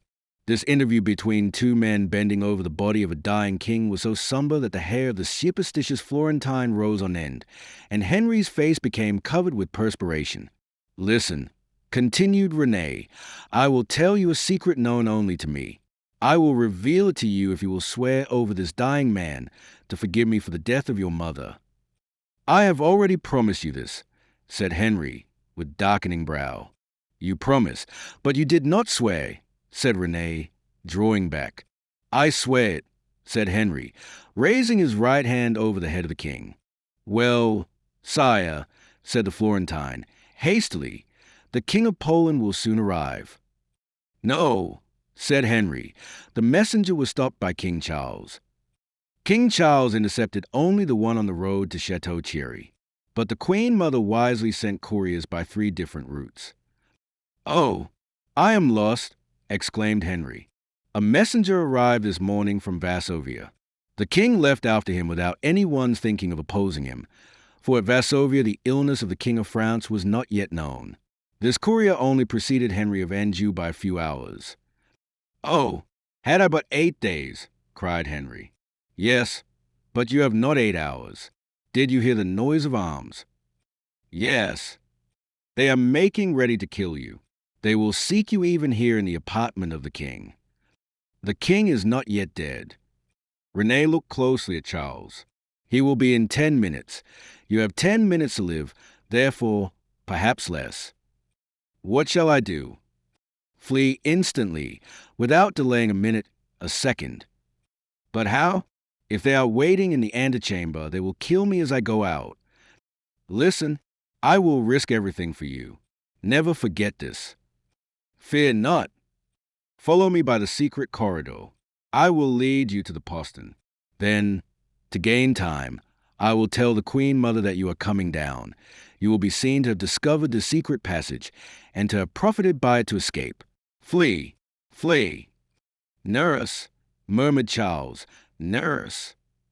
Henry took from a bed Charles's sword, of no further use to the dying king, put the parchment which made him regent in his breast, kissed Charles's brow for the last time, and turning away hurried through the door, which closed behind him.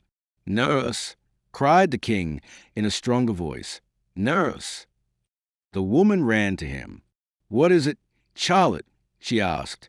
Nurse, said the king, his eye dilated by the terrible fixity of death. Something must have happened while I slept. I see a great light. I see God, our Master. I see Jesus and the Blessed Virgin Mary. They are praying and interceding for me. The all-powerful Lord pardons me, calls to me, my God, in thy mercy, receive me.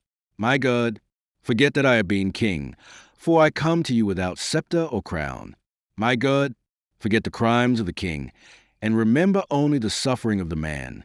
My God, I come. And Charles, who as he spoke had risen more and more as if to go to the one who was calling him, after uttering these words heaved a sigh and fell back still and cold in the arms of his nurse.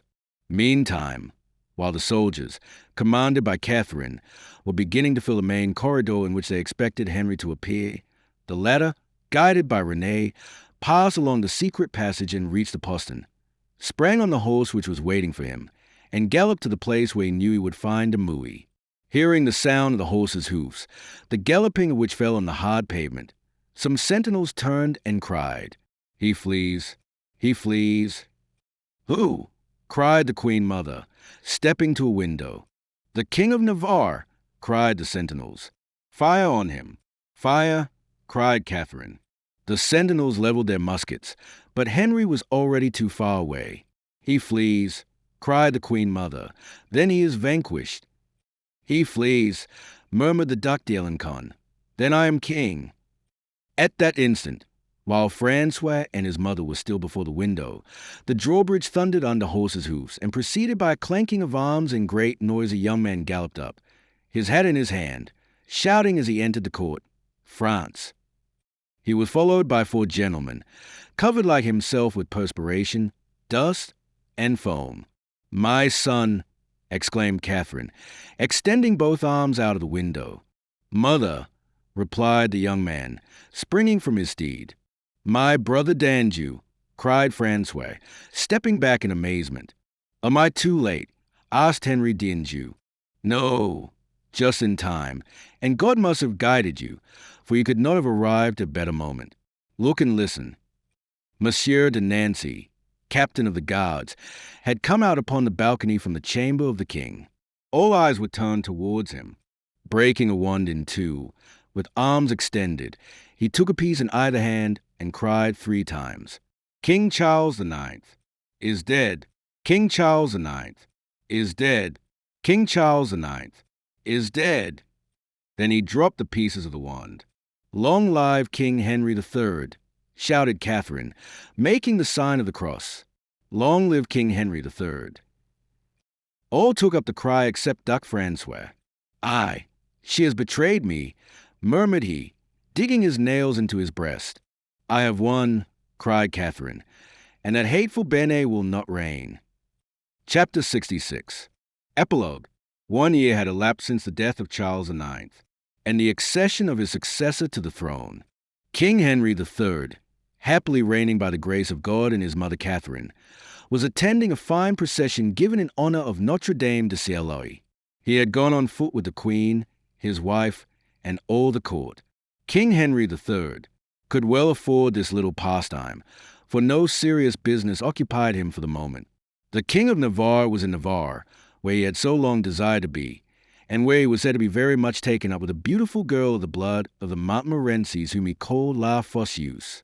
Marguerite was with him, sad and gloomy, finding in the beautiful mountains not distraction but a softening of the two greatest griefs of life, absence and death.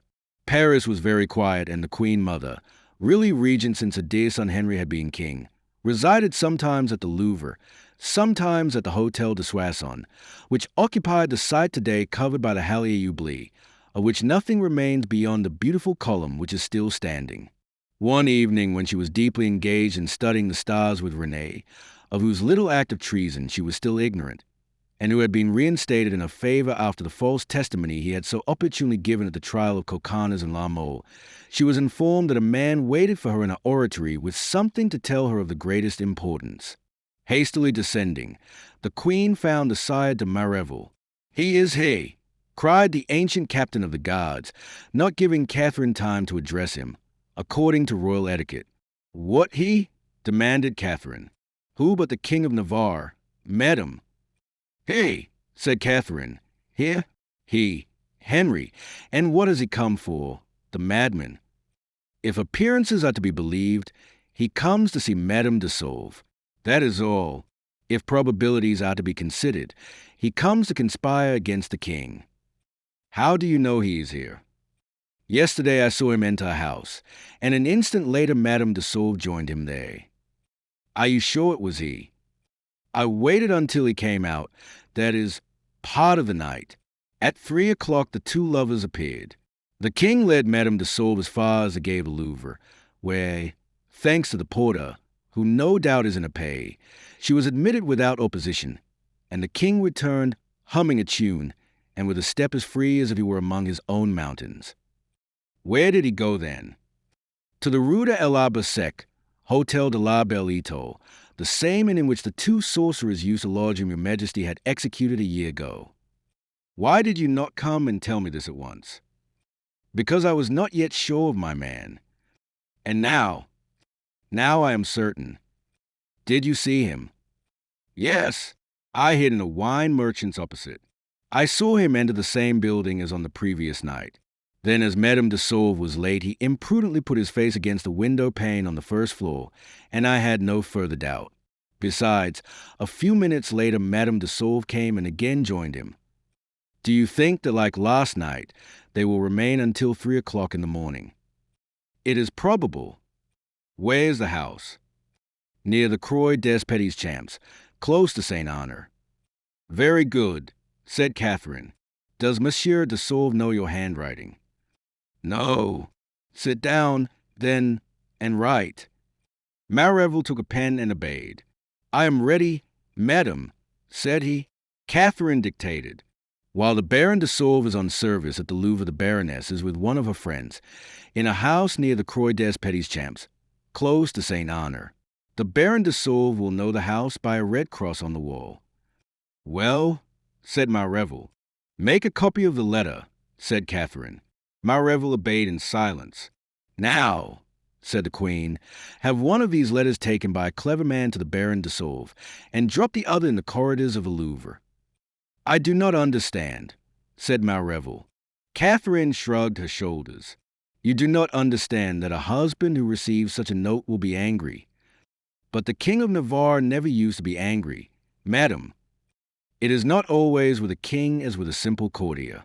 Besides, if de Sauve is not angry, you can be so for him." "Aye." "Yes, you can take 4 men or 6, if necessary, put on a mask, break down the door, as if you had been sent by the Baron, surprise the lovers in the midst of their tete-a-tete, and strike your blow in the name of the king. The next day the note dropped in the corridor of the Louvre, and picked up by some kind friend who already will have circulated the news, will prove that it was a husband who had avenged himself. Only by chance. The gallant happened to be King of Navarre, but who would have imagined that, when everyone thought him at Pau?" Mareville looked at Catherine in admiration, bowed, and withdrew. As Mareville left the Hôtel de Soissons, Madame de Sauve entered the small house near the Croix des Petits Champs. Henry was waiting for her at the half-open door. As soon as he saw her on the stairs, he said, "You have not been followed, have you?" "Why, no," said Charlotte. "At least, not so far as I know." "I think I have been," said Henry. "Not only tonight, but last evening as well." "Oh, my God," said Charlotte, "you frighten me, sire. If this meeting between you and one of your old friends should bring any harm to you, I should be inconsolable." "Do not worry, my love," said the Benet. "We have 3 swordsmen watching in the darkness." 3 are very few, sire. 3 are enough when they are Demouy, Saucourt, and Bartholomew. Is Demouy in Paris with you? Certainly. He dared to return to the capital? Has he, then, like you, some poor woman who is in love with him? No, but he has an enemy whose death he has sworn to have. Nothing but hate, my dear, commits as many follies as love. Thank you, sire. Oh, said Henry, I do not refer to our present follies. I mean those of the past and the future. But do not let us discuss this. We have no time to lose. You still plan to leave Paris. Tonight, are your affairs which brought you back to Paris finished? I came back only to see you. Gascon, Venter Saint Gris. My love, that is true, but let us put aside such thoughts. I have still 2 or 3 hours in which to be happy, then farewell forever. Ah, sire, said Madame de Sauve, nothing is forever except my love. Henry had just said that he had no time for discussion. Therefore he did not discuss this point. He believed, or skeptic that he was, he pretended to believe. As the King of Navarre had said, Demouy and his 2 companions were hidden nearby. It was arranged that Henry should leave the small house at midnight instead of at 3 o'clock, that, as on the previous night, they would escort Madame de Sauve back to the Louvre, and from there they would go to the Rue de la Cerisaie, where Marrevel lived. It was only during that day that Demouy had been sure of his enemy's whereabouts. The men had been on guard about an hour when they perceived a man, followed at a few feet by 5 others, who drew near to the door of the small house and tried several keys successively. Demouy, concealed within the shelter of a neighboring door, made one bound from his hiding place and seized the man by the arm. "One moment," said he, "you cannot enter there." The man sprang back, and in doing so his hat fell off. "Demouy de Saint-Phale," he cried. "Marrevel," thundered the Huguenot, raising his sword. "I sought you, and you have come to me. Thanks." But his anger did not make him forget Henry, and turning to the window, he whistled in the manner of the Benet shepherds. "That will be enough," said he to Saucourt. "Now, then, murderer." And he sprang towards Marrevel. The latter had had time to draw a pistol from his belt. "Ah, now," said the Kingslayer, aiming at the young man, "I think you are dead, man." He fired. Demouy jumped to one side, and the ball passed by without touching him. "It is my turn now," cried the young man. And he dealt Marrevel such a violent thrust with his sword that, although the blade had to encounter his buff belt, the sharp point pierced this obstacle and sank into the flesh. The assassin gave a terrible cry of pain, whereupon the soldiers with him, thinking he was killed, fled in alarm down the Rue Saint-Honor. Marrevel was not brave. Seeing himself abandoned by his followers, and having to face an adversary like Demouy, he strove to escape and ran after the guard, shouting, "Help! Help!" Demouy, Saucourt, and Bartholomew, carried away by their ardor, pursued him. As they entered the Rue de Grenelle, which they had taken as a short cut, a window opened, and a man sprang out from the first floor, landing on the ground lately wet by the rain. It was Henry. Demouy's whistle had warned him of some danger, and the pistol shot had showed him that the danger was great, and had drawn him to the aid of his friends. Energetic and vigorous, he dashed after them, sword in hand. A cry guided him. It came from the Barrière des Sergeants. It was Marrevel, who, being hard pressed by Demouy, was calling a second time for help from his men who had run away. Marrevel had to turn or be run through the back. He turned, therefore, and, meeting his enemy's steel, gave him back so skillful a thrust that the scarf of the latter was cut through. But Demouy at once lunged. The sword again sank into the flesh it had already broken, and a second jet of blood spurted from a second wound. "At him!" cried Henry, coming up. "Quick, quick, Demouy!" Demouy needed no encouragement. Again he charged at Marrevel, but the latter had not waited. Pressing his left hand over his wound, he again took to flight. "Kill him! Quick! Kill him!" cried the king. "Here are the soldiers, and the despair of cowards is of no moment to the brave." Marrevel, who was well nigh exhausted, whose every breath caused a bloody perspiration, fell down, but almost immediately he rose again, and turning on one knee presented the point of his sword to Demouy. "Friends, friends," cried Marrevel, "they are only two. Fire at them. Fire." Saucourt and Bartholomew had gone in pursuit of the other soldiers, down the Rue des Poulies, and the king and Demouy were alone with the four men. "Fire!" cried Marrevel again, while one of the soldiers leveled his gun. "Yes, but first," said Demouy, "die, traitor, murderer, assassin," and seizing Morville's sword with one hand, with the other he plunged his own up to its hilt into the breast of his enemy, with such force that he nailed him to the earth. Take care, cried Henry. Demouy sprang back, leaving his sword in Morville's body, just as the soldier was in the act of firing at him. Henry at once passed his sword through the body of the soldier, who gave a cry and fell by the side of Marrevel. The two others took to flight. "Come, Demouy, come," cried Henry. "Let us not lose an instant. If we are recognized, it will be all over with us." "Wait, sire. Do you suppose I want to leave my sword in the body of this wretch?"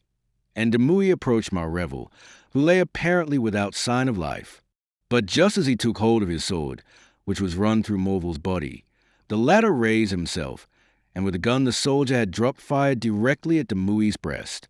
The young man fell without a cry. He was killed outright. Henry rushed at Marrevel, but the latter had fallen again, and the king's sword pierced only a dead body. It was necessary to flee. The noise had attracted a large number of persons. The night watch might arrive at any moment. Henry looked around to see if there was any face he knew, and gave a cry of delight on recognizing La Hyrule. As the scene had occurred at the foot of the Croix du Trahoir, that is, opposite the Rue de l'Arbre-Sec, our old friend, whose naturally gloomy disposition had been still further saddened since the death of La Mole and Coconnas, his two favorite lodgers, had left his furnaces and his pans in the midst of his preparations for the King of Navarre's supper, and had run to the fight. "My dear La Hyrule, I commend Demouy to your care, although I greatly fear nothing can be done for him. Take him to your inn, and if he still live, spare nothing. Here is my purse. As to the other, leave him in the gutter, that he may die like a dog." "And yourself?" said La Hyrule. "I have a farewell to make. I must hasten, but in 10 minutes I shall be with you. Have my horses ready." Henry immediately set out towards the Croix des Petits Champs, but as he turned from the Rue de Grenelle, he stopped in terror. A large crowd was before the door. "What is the matter?" asked Henry. "What is going on in the house?" "Oh," answered the man addressed, "a terrible affair, monsieur. A beautiful young woman has just been stabbed by her husband, to whom a note had been given informing him that his wife was here with her lover." "And the husband," cried Henry, "has escaped? And the wife?" "She is in the house." "Dead?"